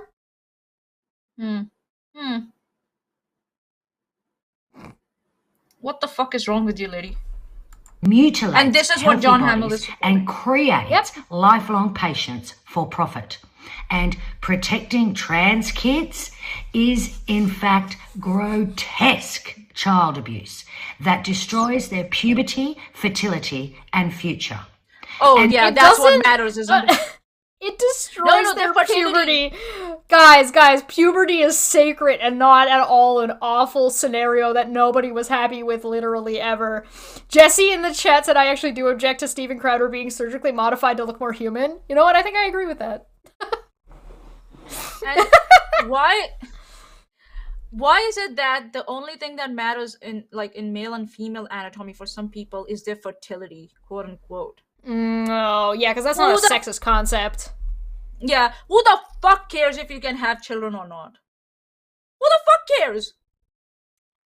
Period blockers also don't, stop puberty from happening literally ever, unless you take it for literally ever, and in which case, if you then go on hormone therapy, that will change what is going on, so you're not gonna get the same fucking puberty. Oh my god, this is a damned if you do, damned if you don't. If you take hormone blockers, you're wrong. And if you go into sport and haven't had hormone blockers, you're also wrong, because if you didn't take puberty blockers, then you had the wrong type of puberty to be allowed to play this sport, which is stupid as fuck. The armchair. Yeah, good question. How do you destroy puberty? I would love to know. I feel like we can all get on board with destroying puberty. I feel like the start for destroying puberty is fixing the educational system that packs everybody into as fucking sardines, and while they're all going hormone crazy, and denying sex education. Yeah, what? Listen, Feline, nobody is allowed to talk about, Jamie Lee Curtis. Shut up. So, your allyship is in fact your complicity in the greatest medical scandal since lobotomies. And in this dark and tragic chapter of human history, you're not the hero, but... Lobotomies! Using women as test subjects for various trials, especially the trials for psychotic drugs, that doesn't fall in that list, but trans care falls in that list. Yep. What the fuck is wrong with you, lady? This is privilege and entitlement speaking. Yep. This is I know better than you do about your own body.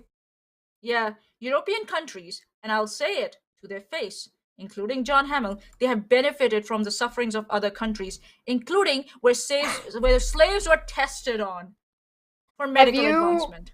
Have you seen the meme about the only reason the pyramids are where they are is they were too big to ship to the British Museum? Mm-hmm.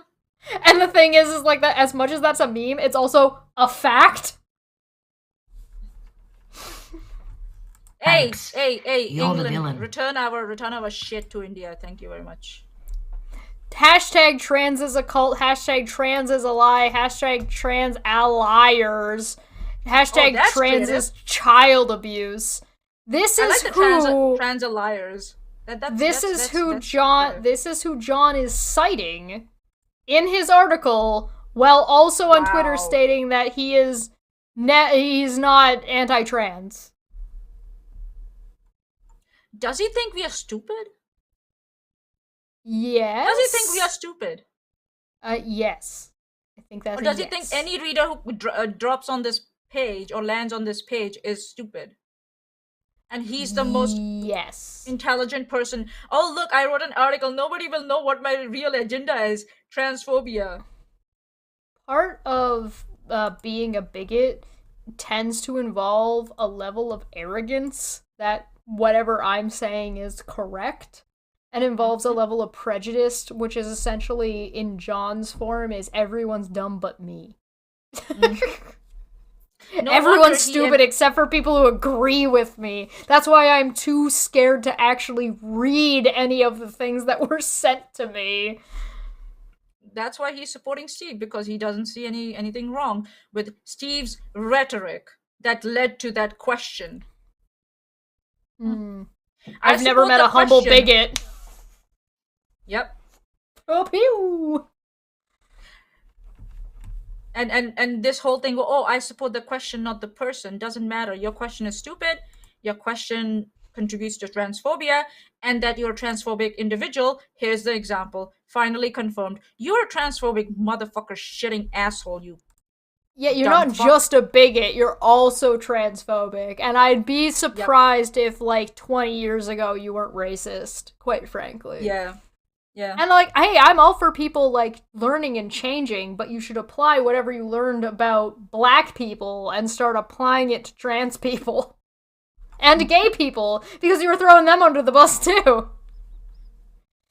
Bab from the live chat said, a friend of mine had a pituitary gland issue that caused him to have too much estrogen. It was caused by a tumor that was thankfully removed. It was pressing on the gland, hindering its secretion. So maybe they shouldn't have got that, surgery. The pituitary gland? Yeah, the pituitary, it's not even difficult to damage your pituitary gland.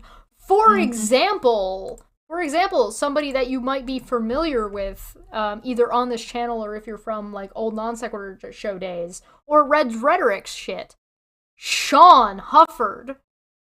Oh, wow. Yeah. Where's that fella? Gone. Good. Fuck off. Good riddance, I guess, yeah.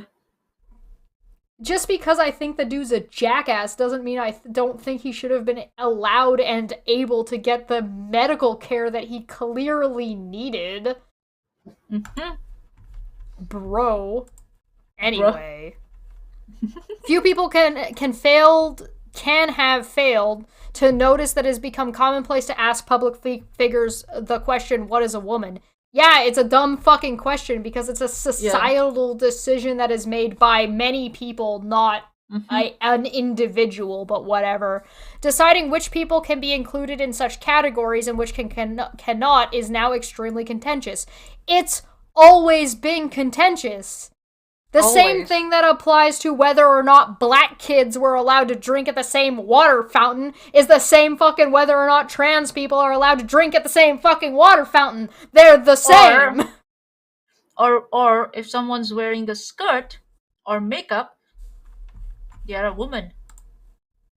Or women shouldn't wear pants. There was a time where women were Right. not allowed to wear pants when going anywhere, even to work. Promiscuity is still considered an issue.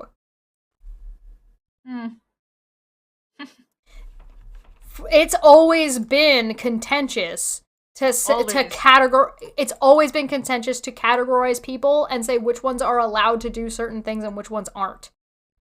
It's always been an issue. Even if you ignore, like, racial issues, and even if you ignore gender issues, and just look at men who own land and men who don't own land being allowed to or to not vote in what happens from a government standpoint with that land.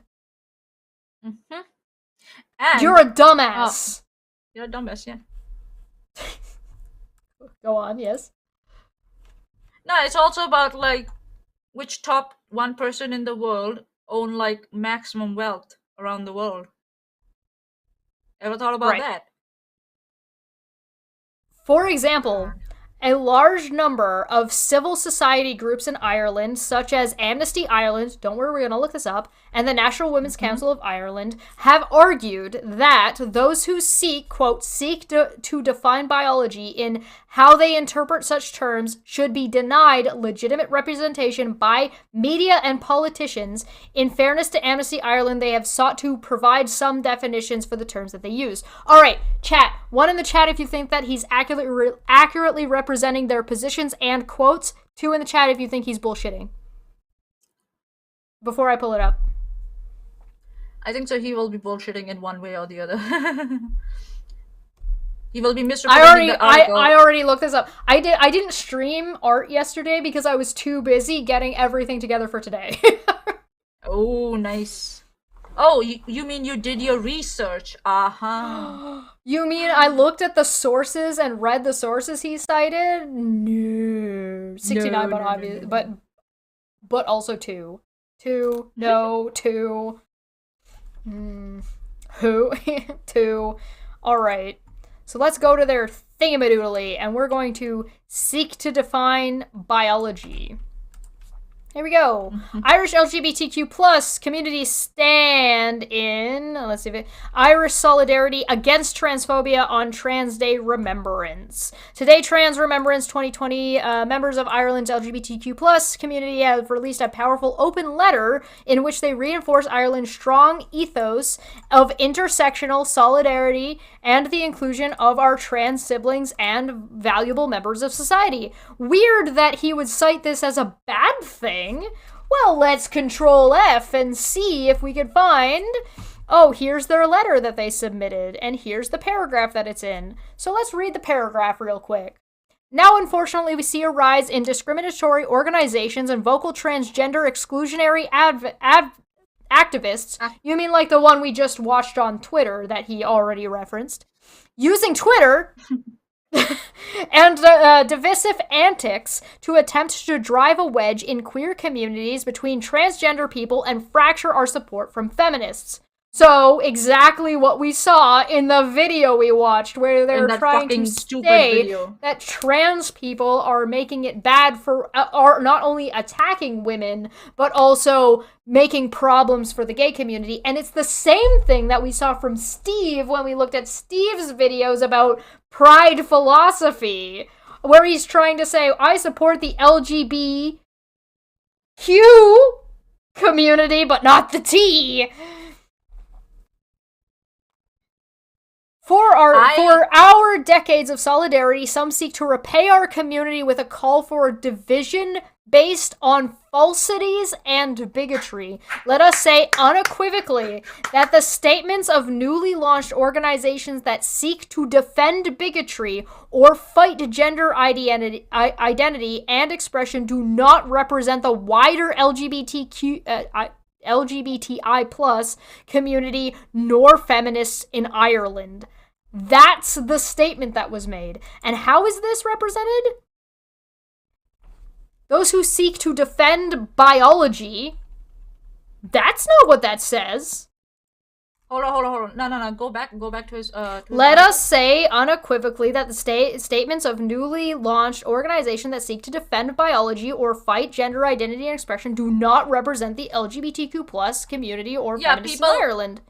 Yeah, so people who go with like, oh, if you don't have female parts, you're not a female, right? That's what this is about. They're saying that's bullshit. And what is John saying that they're saying? Let's go back and have a look.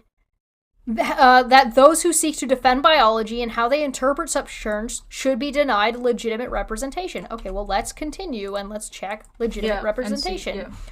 So, where was biology again? Way up here! Biology is up here. A few paragraphs later, we call on media and politicians to no longer provide legitimate representation for those that share bigoted beliefs, not those defending biology, those that are bigoted. And this is reasonable, because we've talked about this before. We've talked about this when it comes to Nazis. There is no reason to bring a Nazi onto your channel. There's no valid reason to do so. Because you can defeat and destroy the ideology passively. You don't need them there to represent it because we already know what it is. We all already know what bigots want. There's no reason to provide them a platform when they're pushing false narratives in the first place. And that's exactly what this thing is fucking saying. That and bigots for John to represent... by definition... Manya, what's the definition of bigotry again? You can throw that one out there just one more time for me.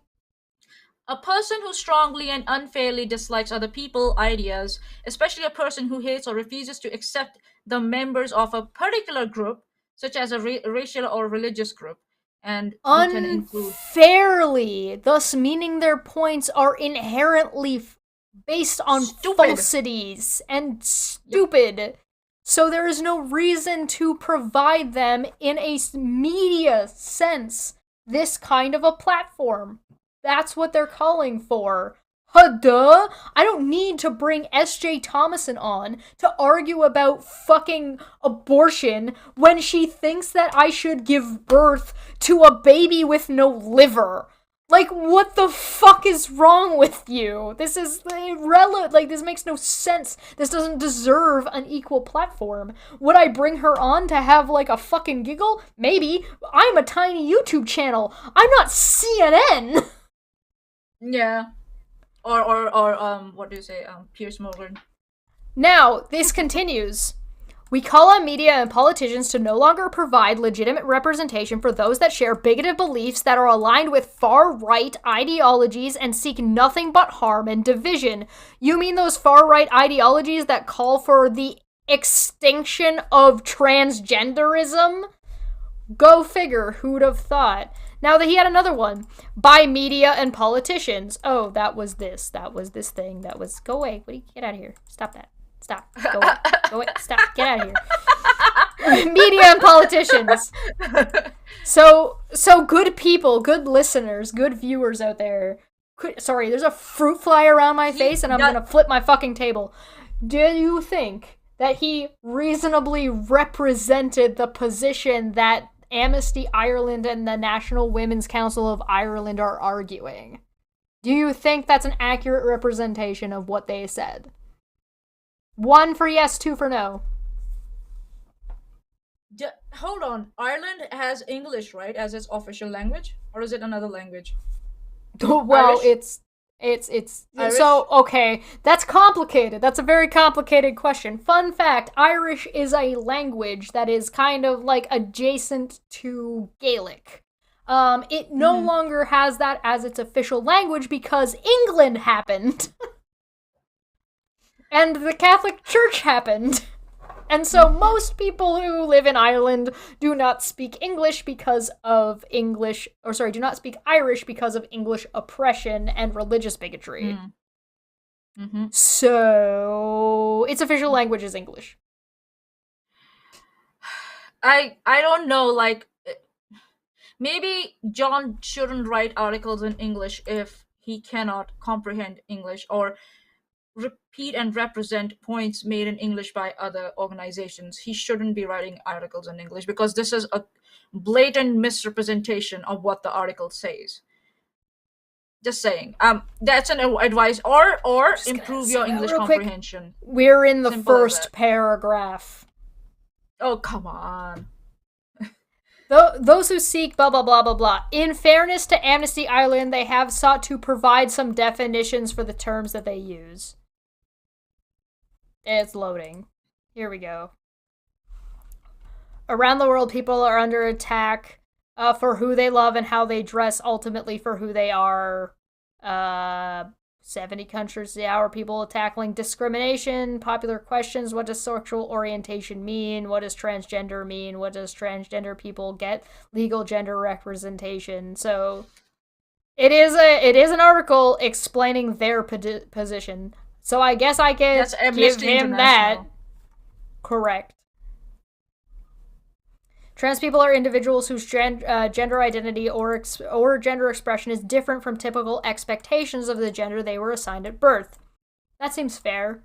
Some trans people decide to transition, which is the process of living your life as your true gender. Being transgender has nothing to do with a person's sexual orientation, correct? You can be a trans man and be gay, or be a trans woman and be lesbian.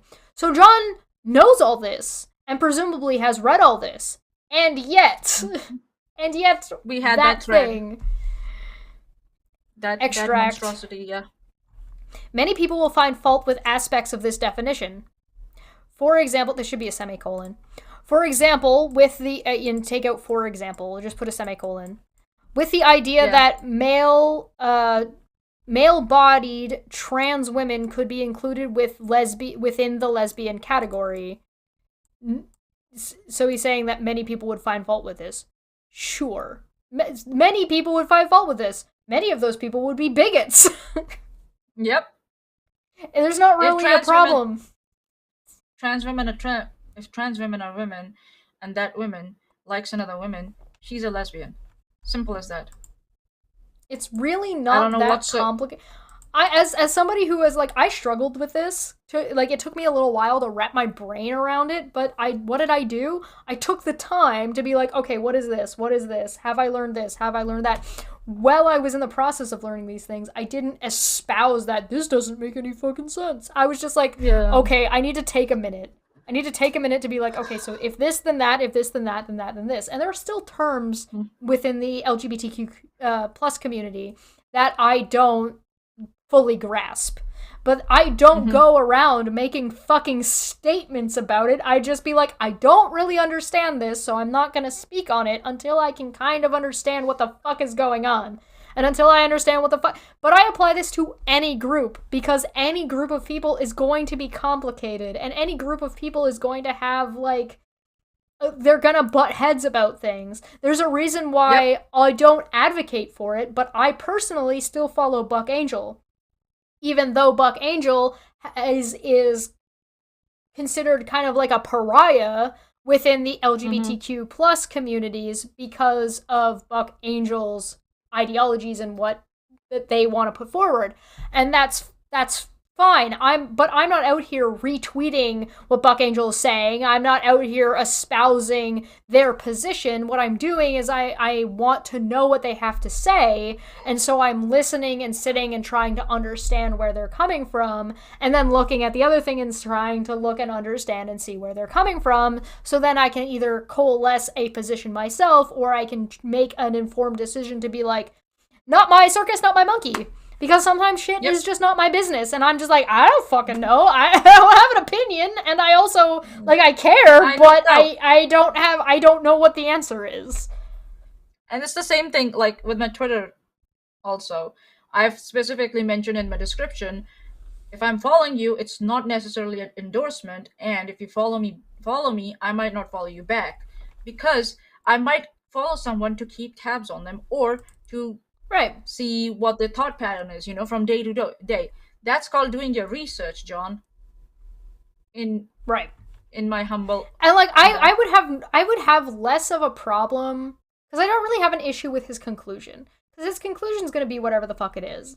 I'm more critical of the process, or lack thereof, that he has come to his conclusion, and the way he decides to present his conclusion.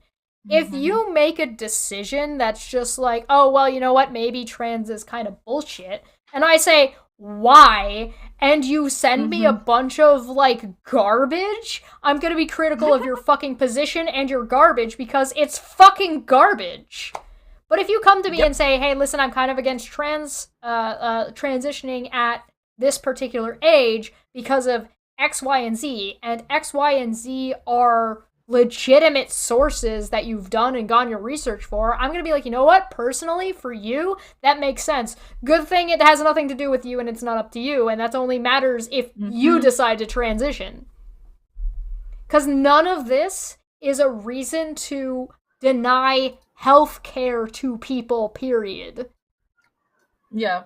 All of this is an argument as to why you should have more healthcare and more access to more people. So that way, if they go to a doctor and they feel like their doctor is being flippant about what drugs they're giving to their child, they can go to another doctor. Or if a woman is being denied healthcare because the doctor thinks, oh, you're not in pain, it will go away, you just need to, like, suck it up. She can go to another doctor who might understand. Yeah. Stop being fat. Who might understand. Woman. Yeah. So, yeah. That's stupid. However, because this is not the direction. Are you ready for this fucking whiplash? Many people will find fault with the aspect of this definition. For example, with the idea that male-bodied trans women could be included within the lesbian category. What the fuck ever, semantics. However, okay, hold on. Why is that statement there in the first place? What are you trying to imply with that? Because the next paragraph is irrelevant. Yeah, no, he's implying that this position is legitimate or valid. It has nothing to do with the next part that's about to come up, so it's just validating bullshit from something he doesn't understand. Yeah. However, the word "your" in this definition also grabs my attention. Also in referring to what? What is the also referring to? Referring to that many people will find fault, meaning that when you put also here, it means you're finding fault? You've now, like, personalized that? Also grabs my attention. That's the personalization part. To, quote, live your life as your true gender implies that you, it's not going where you think it is, implies that you, referred to here, is distinct and separate from your body. Oh my god. No, it doesn't. It means literally you, the individual.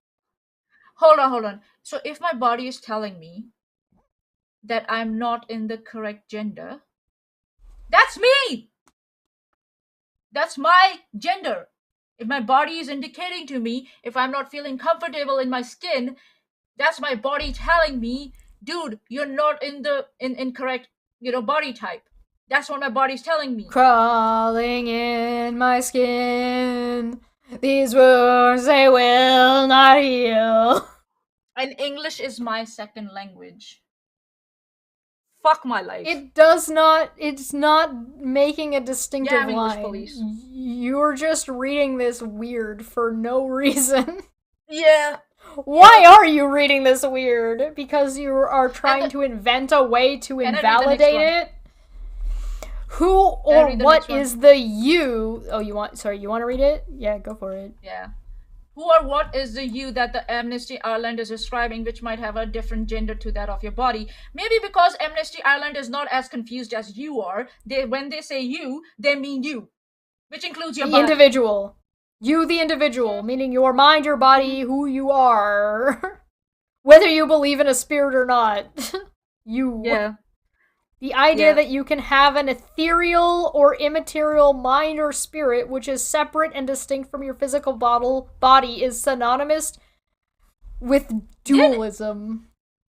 Cartesian dualism. Yeah. Did Amnesty International imply that? They didn't imply anything like that. No. No, it has nothing to do with spirituality. It's not related at all. Why the fuck did you insert that in there? Because he needs to invent problems because problems don't exist. Oh, invent a problem, suggest a solution, and be the hero in your own story. Yeah, where have I heard that before? The hero that no one fucking asked for. Rene Descartes. Rene Descartes believed that while the mind and body are separate entities, they can nevertheless interact. Sure, that's a philosophical take, that your mind and body are separate. Are they, though? Are they, though? Don't know. From a materialistic standpoint, like from a naturalism standpoint, they aren't. Your mind and body... No, they're not. Your mind and body are inherently connected. Yep. My brain is not outside my body, somewhere like lying on the ground, you know? And there's a telepathic connection between my body, like a remote control. My brain's sitting somewhere else and like controlling my body like a robot. Like that's what the fuck? Zig said, what if John is watching LOL, poor guy? Watch it, coward! Do it, Yeah. bitch! What? Do have some courage. Grow a pair. The ball's already melted. Your mind and your body are physically connected, period, end of sentence. If you want to view your mind as something that is not like your brain, and you want to identify it as something else, sure, it's still connected in some way. It has to be, otherwise you wouldn't be having whatever experience and consciousness that you're having. If you're trying to, because what it sounds to me is that John is conflating mind and consciousness. Because some people will argue that your consciousness is metaphysical, and so because it is metaphysical, like an idea is metaphysical, it does not inherently revolve around your physical being, meaning like your brain and your biology, right? Can I read the next one? But so yeah, go ahead. But before you do, I just want to nail this home, because this is like we're getting into some sticky philosophy, right? We're getting into whether or not the metaphysical has a place in the physical, or whether or not it's imposed, right? Which is okay, fine, whatever. You can have this conversation, but this is where we've gotten into philosophy being stupid. We're starting to get into how do you know that you know things, and can you possibly know that you know anything? Or is truth even obtainable, right? And, okay, fine, fucking whatever. But if he's gonna bring up Descartes, and he's gonna start talking about this, then he needs to have an understanding of what Descartes' actually talking about. Yep. And so if he's talking about whether or not your mind or your body, meaning like your consciousness and your physicality, because he's using different language because he comes from a different time, you're talking about whether or not your consciousness is a female consciousness within a male consciousness, and there is nothing in philosophy that would prevent that from happening, and there is nothing in most religious texts that would prevent that from happening. The only thing in theology that would potentially prevent that is saying that God has a plan for you, but maybe that plan is that you're fucking trans. I don't fucking know, because the world is fallen, so there's an excuse for everything. So it doesn't matter. It's irrelevant. That's God's plan. God. So the next I am is not taller than a proposed- 7-year-old, just so you know. Go on, yes. He proposed that physical events can Fuckers. cause mental processes, and that mental processes can cause physical events. Who knew, right? Your environment can affect you physically and mentally, and your mental, you can change your environment through your mental and physical processes. Who knew that? Within such a dualist framework, it is easy to conceive how a mind of one gender could be trapped in a body that has a different gender. Again, That's an assumption. That's an assumption, and it's based on a false premise where he misrepresented what Amnesty International said. Amnesty International didn't claim that your consciousness is different from your body or something like that, or your identity is different from your body. They didn't claim that. You are claiming that they claim that, and you're building on that false premise, which is absolutely asinine. Mr. Serious in the chat said Chesh is so short that she Oh, can God. still be legally aborted. Oh God! Oh God! Oh God! I'm dead. Ay, ay, ay, ay, ay. I'm dead. This Baptist chat, for 5 said This in chat. short. Sense of self is subjective and objective. Yes. Yeah. Correct. Yeah, and Feline is right. so- You have to assume that a consciousness can have a male or a female form or identity in the first place, which, as far as we know, male and female is something that it is a guideline, not a rule, a guideline that we use to make things comprehensible and easily understandable to each other, not something that is actually, like, required, and as well as something that is physical, not something that is metaphysical necessarily. Yeah. So again, he built a false premise. He misrepresented what Amnesty International was saying, and now he started building on that false premise, which shattered all his argument With bad philosophy. with bad philosophy. So what Amnesty International said, like we have interpreted, your body and you are one and the same thing. And if that's true, then whatever your gender you feel like or you identify with, that's part of you and your body. So Right. to separate them out and to pretend that someone is trapped within their body is stupid.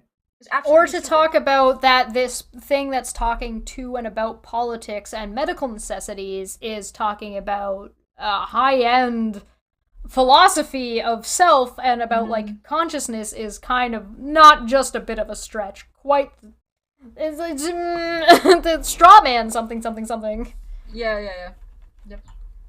However, one problem with the idea is that the mind has been, quote, born in the wrong body, is that dualism is just plain flat out wrong. Prove it. Nope. Prove dualism wrong. Good luck. Show me your philosophical equation for dualism being wrong. Flat out, plain flat wrong. It's demonstrably not the case that an immaterial mind can cause physical effects on the brain or in any other part of the body. Immaterial mind. So you need to understand metaphysics. Because metaphysics is basically things that do not necessarily have a physical form, like an idea. And I hate to be the bearer of bad news, but an idea can have a vast effect on someone's physicality in the world that they live in. Like getting rid of slavery, for example.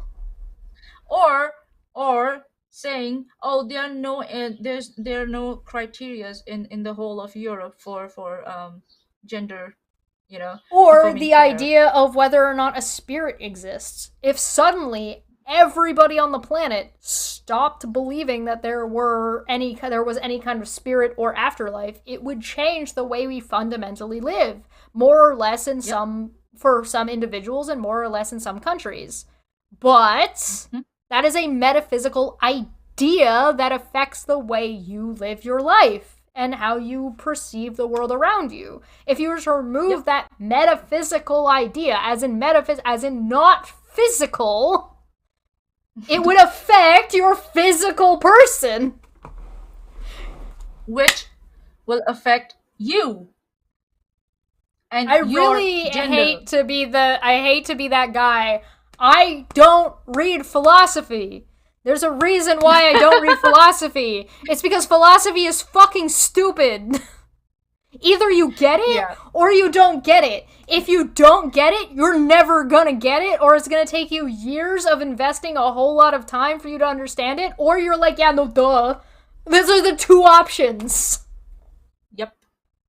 And he's Imagination going in the latter exists. direction. Yeah. Right. He's going in the latter direction. Mm-hmm. Ugh. The mind is... Oh, I didn't look at this source. So Oh, it's a YouTube of his YouTube with somebody talking. I don't know who this is. It just says America What the Humanist fuck? Association. Can you see the And there's description no- to see any... Comments Okay, are whatever. turned off. There's nothing in it. It just says consequence comments of are turned crossing. off. Comments are off. This This is 16 minutes. When was There's it? no- When was it? I don't know who this is, when this is about, what the context is. It's just a... Whoops. It's just a... I closed it. I'm done. Get me out. It's just a link. It's just a link. Are you Alright. showing your shit, dude? Did you write No, this because article that's just not to prove your him. shit? That's not him in that article, like in this video. No, but it's content That's not on his John. channel. But it's So but what it's, I'm saying it's here is content on his that channel, isn't it? And it starts with, so what I'm saying here is that. Yeah, what the hell? So you Or cut is out it the a commentary context. video? Or is it a commentary video that? but No, you should have written it's it just and- the guy speaking. It's just the guy speaking. Oh I god, checked come it. on. Yeah. The mind is what the brain does. Who knew? Who knew? Thank you, Mr. John, for informing us that. Lies Lies are is the what the opposite brain of the truth as opposed. These lies are the opposite of the truth as opposed to the lies Up that is are the not the opposite opposite of the down. truth. Up is the opposite of down. East Cold is opposite doesn't of west. Cold is the opposite of warm. No, it's not. It's the absence of warm. Get it Absence right. of- Yep. Changes to the physical brain reliably cause. You know what? I'm giving you this. I'm giving you this fucking paragraph. I need to drink more. Okay. The mind is what the brain does. I can't keep going. Changes to the physical brain reliably cause commensurate changes to the mind. I have tried adding a little ethanol to the electrochemical weather patterns that exist in my own brain and notice that my subjective mind is always altered. What the fuck? He's drinking. Ethanol is alcohol. Oh, okay, yeah. I've tried Causation adding alcohol to my brain and I've realized it changes the way I think. Oh, you mean external sources came in and changed your brain and pattern of thinking? Who knew that was possible? Oh my god! This is more than my little female brain can handle. But here's the question: if he's gonna bring up philosophy, did it change his consciousness, or did it change his perception and experience based on physical effect? Mm-hmm. Whether, in quotes, whether. Causation does not flow in the other direction. Someone who drives a car immediately after drinking a half bottle of whiskey cannot mitigate their crime by insisting that their mind can cause their brain not to get drunk. Neither can they argue that their immaterial mind makes the driver's decisions, and this is distinct and separate from the very material effects of the alcohol in their brain. Did he just contradict himself? In the previous paragraph, he said that you and your amnesty is claiming that you and your body are different, right? That's what he said. That's what they're trying to claim. He They're said that separate duality. entities. He's saying that duality is wrong, and so like them being separate is not true. And so now he is giving an example of like your physicality affects your brain, but he's conflating mind with brain and mind with consciousness. Yep. That's the problem here. Well, it's a problem here. There's lots of problems. One of the many problems, yes. Ay. Okay, I'm leaving. Mitty, you are cooler than Shesh. Mane, you are the coolest. See you, Jesse. Thank you. I feel like Jesse just accidentally created a hierarchy that's never gonna go away, and I'm not very happy about it. Hey, listen, I have always been the daddy, isn't it? I mean, So that's the not hierarchy is already there. He confirmed the hierarchy. It's quite demonstrable. Moreover, the fact that the mind is a function of the physical brain can be observed in relation to complex emotions as well as mere motor functions. Patients who have suffered a brain injury can acquire Capgras syndrome, whereby they can recognize the faces of their loved ones while ceasing to recognize them as people that they love. Many such patients suffer from delusion that their loved ones have been replaced by identical imposters. That is, even the most intimate emotions that were experienced within our subjective minds are entirely a function of our physical brain. So now he is arguing that consciousness and mind are the same. This article is incredibly out of order. You needed to demonstrate that mind and consciousness are the same thing, and then say that the mind and the body are the brain is a physical thing, and therefore, but it still has nothing to say about whether or not metaphysics and physics interact with each other, which we know that they do. So, I don't know what the fuck any of this has to do with trans people, by the way. Anyone who John getting philosophy wrong equals trans people bad. Unga bunga. I'll just make a point here. With the syndrome, he said that people, get where they recognize faces, but they don't recognize the relationship that those people have with themselves, right? Do we force them to then live with those people? We don't do that. We accommodate that, right? We still accommodate that.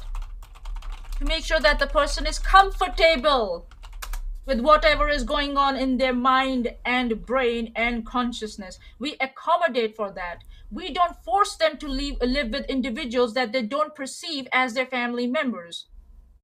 Right. We don't do that. They're right. So what the fuck is the problem?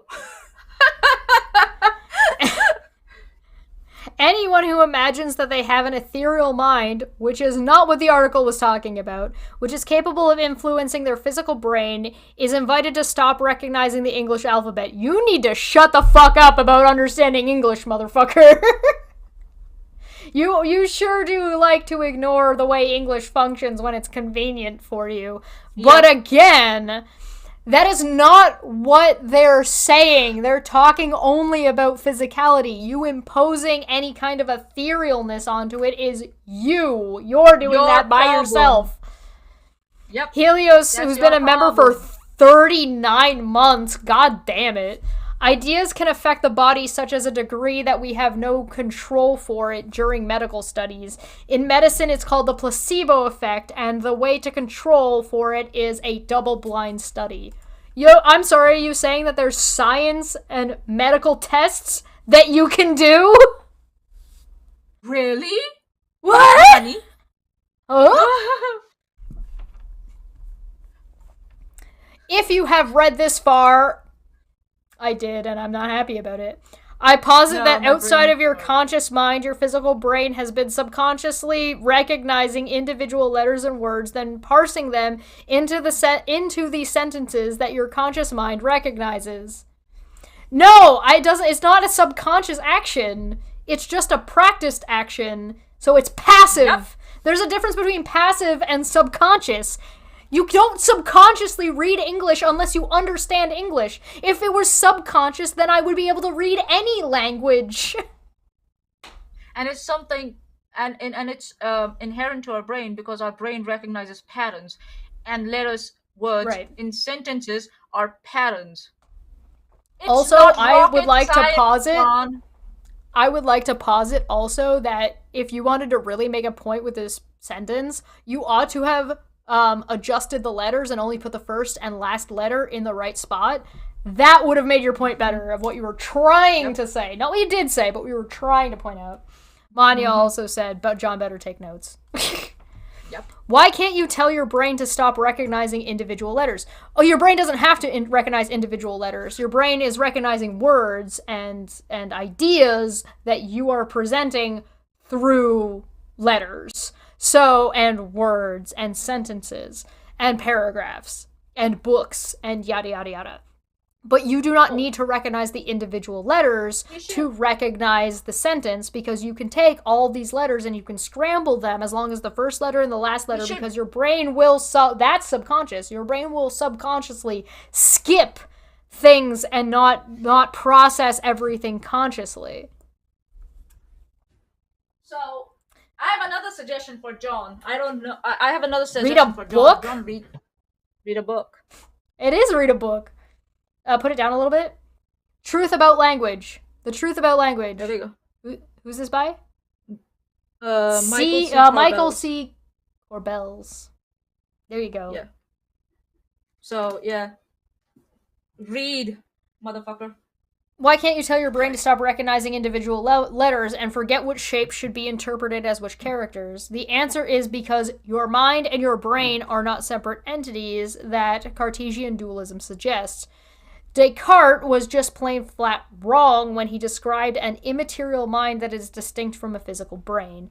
So I would agree that your consciousness relies on your physical brain. So whether it's metaphysical or not, you, the individual, still have to recognize and interpret via like those metaphysical ideas and results and consequences through your physical being.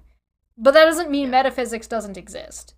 It means that your mind is metaphysical, like your consciousness is a metaphysical concept, but does not exist independently. Yeah. I'm getting into way too complicated philosophy for this bullshit. None of us had an ethereal mind or spirit.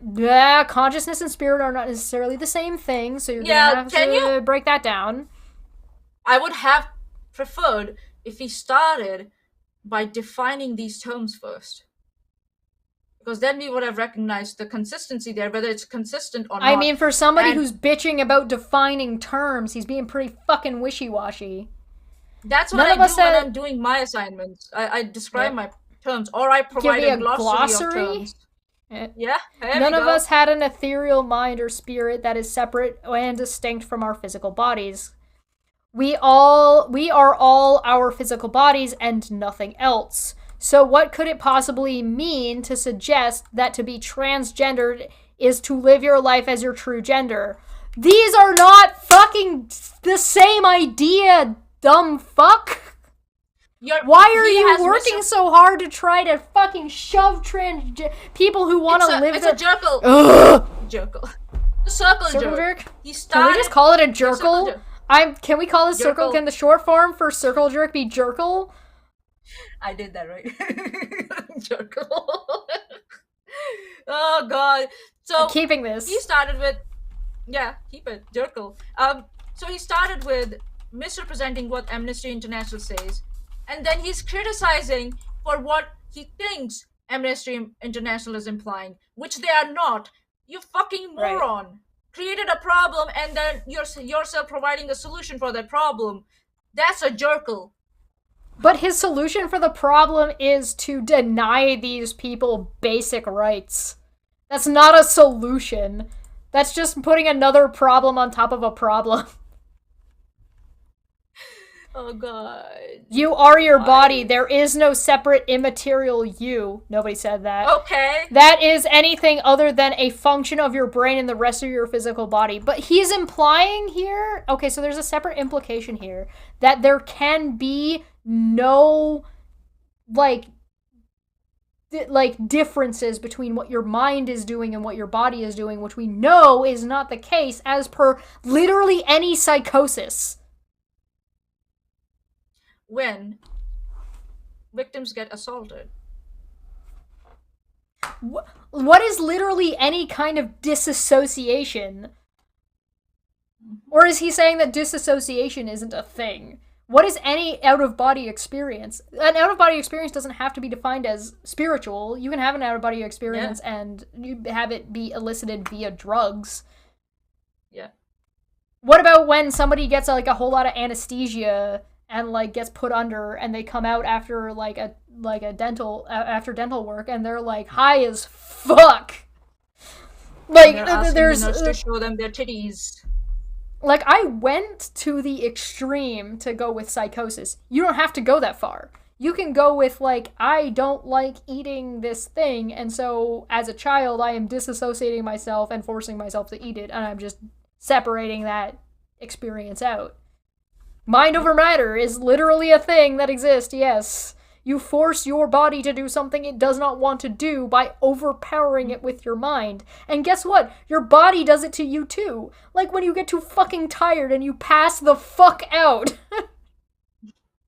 Also, in many situations, like in the past, where we would have, we would have run away from today, because with the power of our mind, we actually fight those situations and we actually process them and also deal with those situations. So I don't know. Your body has reactions.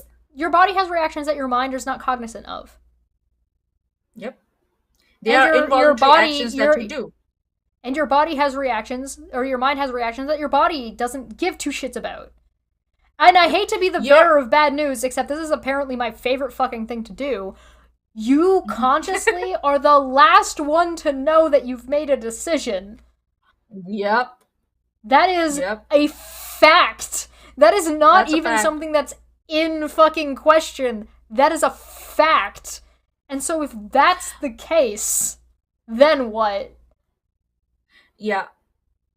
And also, to give an example of what Shesh said, that your mind, you might not know what's going on with your body and vice versa. Your heart is beating. You're breathing, right? Your brain listening. has passive fucking things that functions it does. Blinking, breathing, blinking, heart, muscle and movement. your mind doesn't know. And then your brain sometimes causes you to respond in a situation in a different way because maybe of some trauma it's suffered in the past. You don't even have to go as far as trauma. You can go to just... So there's a thing that happens is sleep paralysis. Sleep paralysis happens to everybody. But some people experience sleep paralysis while they're conscious still. And so that is what people are generally talking about when they're talking about sleep paralysis. But sleep paralysis is something that happens to you, whether you're conscious about it or not, is basically a safety measure. So sleep jerks. So you'll see that people will go to sleep and then kind of do one of those. And that's basically to make sure your body isn't shutting down too much. And it's basically your mind being are we good? Are we good? Everything's good? All right. And so that those sleep jerks are basically to make sure that you are as you're doing that transition into REM sleep, you don't die or you're not dead. Yeah. Oh God. Yeah, hallucinations are a thing that happen. Yeah. There's also a ton of information that your body processes unconsciously 24/7. So do you notice the smell of the inside of your own nose or the taste of your own tongue? No, of course you don't. You barely even notice the taste of the top of your mouth unless it's weird, unless it's unusual. You don't notice that. You don't know what the back of your teeth tastes like consciously. It's just something now that you're thinking about it, you're oh shit, what does that taste? Yeah, now you're thinking about it. But that took an external stimulus. Yeah. Why is it so hard for you, John? It's so... God. We had to break it down to you like you're in kindergarten today. We spent 4 hours on this bullshit, on your bullshit, to break it down to you as if you're a fucking child. Even children understand more than you do. Trini makes a good point and says, so does he really think that what's between your legs is more important than your self-image than what you think? And I would just like to point out, men have an issue. Not a man, not an individual man. Men have an issue where they associate a lot of who they are and their identity on their dick. And what they do with their dick or what they don't do with their dick. A lot of a man's personality as well as their self-worth is valued on their dick. So whether or not you're circumcised, how much sex you have or haven't had, or how big your dick is, or whether or not you think you have big dick energy.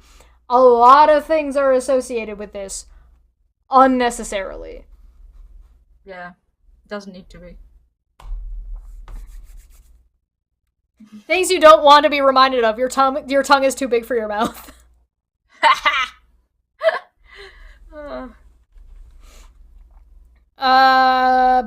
Of course, none of this is to suggest that a person who reports that they feel as though they are reports that they feel as though they are a different gender to their body must necessarily be lying. Then why wouldn't you trust their self-reporting? Gender dysphoria is a very real phenomenon, and anyone who is struggling with such a disposition deserves our compassion and respect, but not the medical care. Thoughts and prayers. Yeah. The atheist is calling for thoughts and prayers. Oh, compassion and respect. And that's what he's giving, right? He's giving compassion and respect when he's retweeting or supporting bigotry. And that tweet that we looked at a little bit ago that he's referenced in this article, that Twitter account, that's compassion, right? That's what that is. John, did you really check that link? Did you check that Twitter? Did you really go in there and give it a thought? What the fuck is wrong with you? Whereas the slogan "trans women are women" is a contentious one. All slogans it's are not. contentious. All slogans are contentious. Slogans are But the concept generally is not stupid. contentious. The concept is not. Yeah, the slogan is. Slogans are always contentious because they're supposed to be like they're derivative and they're not nuanced. They are like broken down to like very bare bones basic of what defund the police. Defund the police doesn't mean only take money away. It means invest money in other places to enable what is socially necessary and not force police to deal with all this other shit. But that's not a slogan! You can't just put that under a fucking banner! God. Of course, trans people have all of the same rights as anyone else. No, they don't. That's what people are arguing about. That's what the debate is, about whether or not you said the debate at the beginning. If they have the same rights, then there wouldn't be a fucking debate or an issue, you dunce fuck. Why are you writing this article in the first place? Any suggestion to the contrary must be vigorously opposed. Prove it. Show. Yeah. Go look at the number of anti-trans policies that have been put into place this year alone in America. Then tell me that trans people have the same rights. Mm-hmm. Period. End of sentence. I don't need any more than that. That can be John's homework. Mm-hmm. Against that, the trans debate, he brought it up again, is essentially a matter of adjudicating situations where there are competing rights. Access to public relief is not competing with anyone. If a man decides that he will be more comfortable wearing makeup and a dress and adopting a name typically used for women, then that is their absolute right so long as they are not infringing on anyone else's right. Good, because none of that infringes on anyone else's rights. If the same person then decides that they wish to use women's spaces and enter women's sports categories, then the situation needs to be adjudicated in a different way to the extent that they are infringing on the rights of women.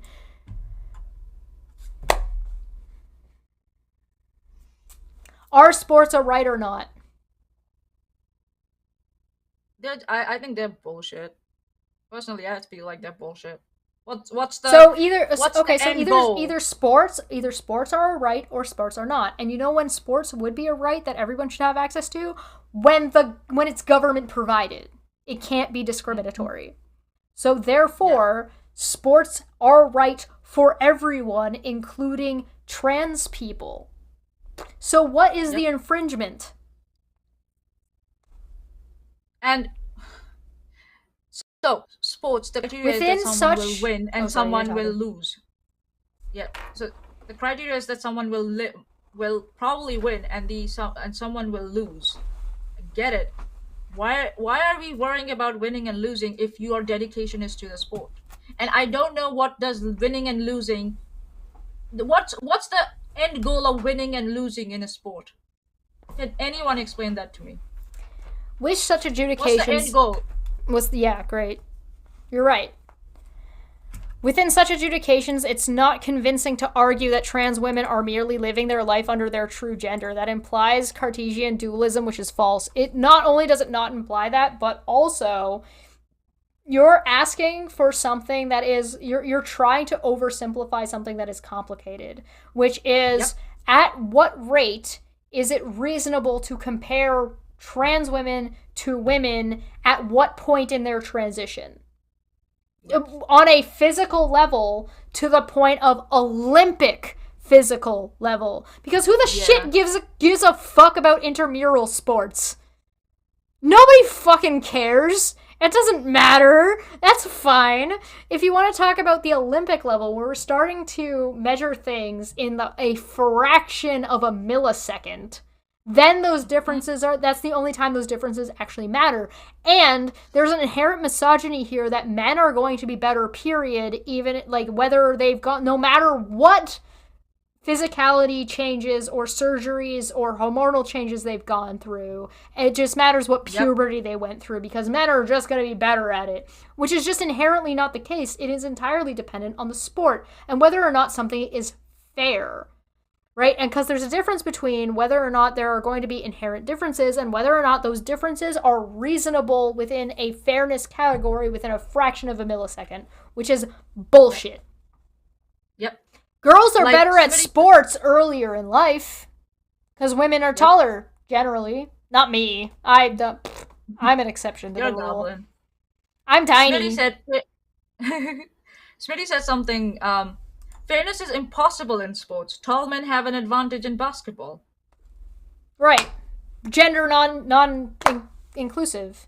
It's on the physicality. It is an inherent misogyny to just assume that men will be better at any sport at any time in their lives, no matter what they've been through. There are literally men out there who think they can beat a 3-time Grand Slam tennis winner because they're a man. And they think they could score a point on this person because they're a man. And they can defeat a trained martial artist, a female martial artist, because they're a man. They're completely neglecting history, by the way. We're not going to talk about Mongolia. Yeah, badass women fighters. So I would like to point out that I think what we've demonstrated here through this long conversation and talk and everything that we've looked at, can we confirm, yes or no, whether or not John is a bigot? Should I remind them what bigotry means? Yeah, do it. What is bigotry, Manya? Bigotry is bigoted acts or belief. And bigot means a person who strongly and unfairly dislikes other people, ideas, etc. A person who hates or refuses to accept members of a particular group. So you can say that bigotry is a position you take where you hate or refuse to accept the members of a particular group, and where someone strongly and unfairly dislikes other people and ideas. That's what bigotry is, generally speaking. Can I point out that at this point, I would not only say that he is a bigot towards trans people, I would say he's misogynist.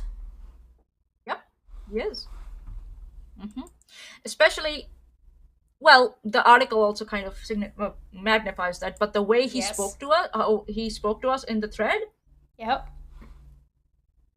like condescendingly talking down to us and treating us as if we don't know what the fuck we are talking about and we are stupid. Yeah, you're a misogynist, because the way he spoke to men in the thread was very different to the way he spoke to us. Yep. So John, it is the bro clubs, bro. Even though if it's subconscious in your mind, it is there. You might not realize it. We have highlighted it for you and you refuse to accept it. So it's not our problem anymore. You're a fucking bigot and a misogynist, so deal with that, and good luck being successful on YouTube with those attitudes. This guy is unfucking believable. Yeah. Alright. I didn't have anything else. You got anything else? I feel like just his article wraps it up pretty nicely. He doesn't understand philosophy, doesn't understand science, and he doesn't understand the medical field. He not only doesn't understand these things, refuses to understand these things, and goes out of his way to blatantly, full-chestedly demand that people take a rhetorical question seriously without actually acknowledging the practical real-life effect that any of these things fucking have, so much so that he has regularly not only misrepresented what people had said, but misrepresented articles and situations as they were presented to the public. Through proper reporting and direct sources. Yep. Hey, John! I think John, if you were anybody but yourself, and you were you reviewing yourself without your biases and your bigotry, that maybe you would take a good look and fucking have a giggle at yourself for being a fucking moron. You vacuous, braggadocious, and maudlin, dyspeptic nincompoop. Sorry, excuse. For a primate, trying to pass as a Homo sapien. How about that? Thanks so much for joining us. This has been a lot of fun. Is that the word we're What? using? Really? This has been an okay. episode. Yeah, Anyway, it has if been you're 4 hours. if you're looking for bigotry in your real life, I can't believe it's not bigots. I feel like we have thoroughly demonstrated our point about both Steve and John at this point. So moving forward, I would love to see his response. I would love to see him demonstrate how all of this makes him I'd tag not him. a bigot. Good. Let him him on know. Twitter. Please, John. Tell Elmo how you're not a bigot. Because, like, you match the definition perfectly. Anyway, we're going to get on out of here. Thanks so much for joining us. This is Chesh. That's Manya. We've been having a good time today, dunking on bigots, as we always do and always will. And if there's bigotry on our end, we'll do our best to correct it. Please feel free to join us at a later date. We'll be back soon. Or you can find us at the links down below if you want to see the thread for yourself, because there was more. We didn't cover everything. There's absolutely more bullshit. It was like a multi-universe. Oh, yeah. Multi-universe. Oh, yeah. A lot of threads. If you want to go, Tom, good to see you. You caught us just as we're heading out. Please feel free to rewatch. Tom. We'll see you in the future from the past. Thank you so much for joining us. And we will catch you next Friday for more Dumb Fekk Friday. Bye. Hello. Welcome back to Dumb Fekk Friday. Dumb Fekk Friday. Dumb Fekk Friday. Dumb Fekk Friday. Dumb Fekk Friday. Dumb Fekk Friday. It's going to be fun.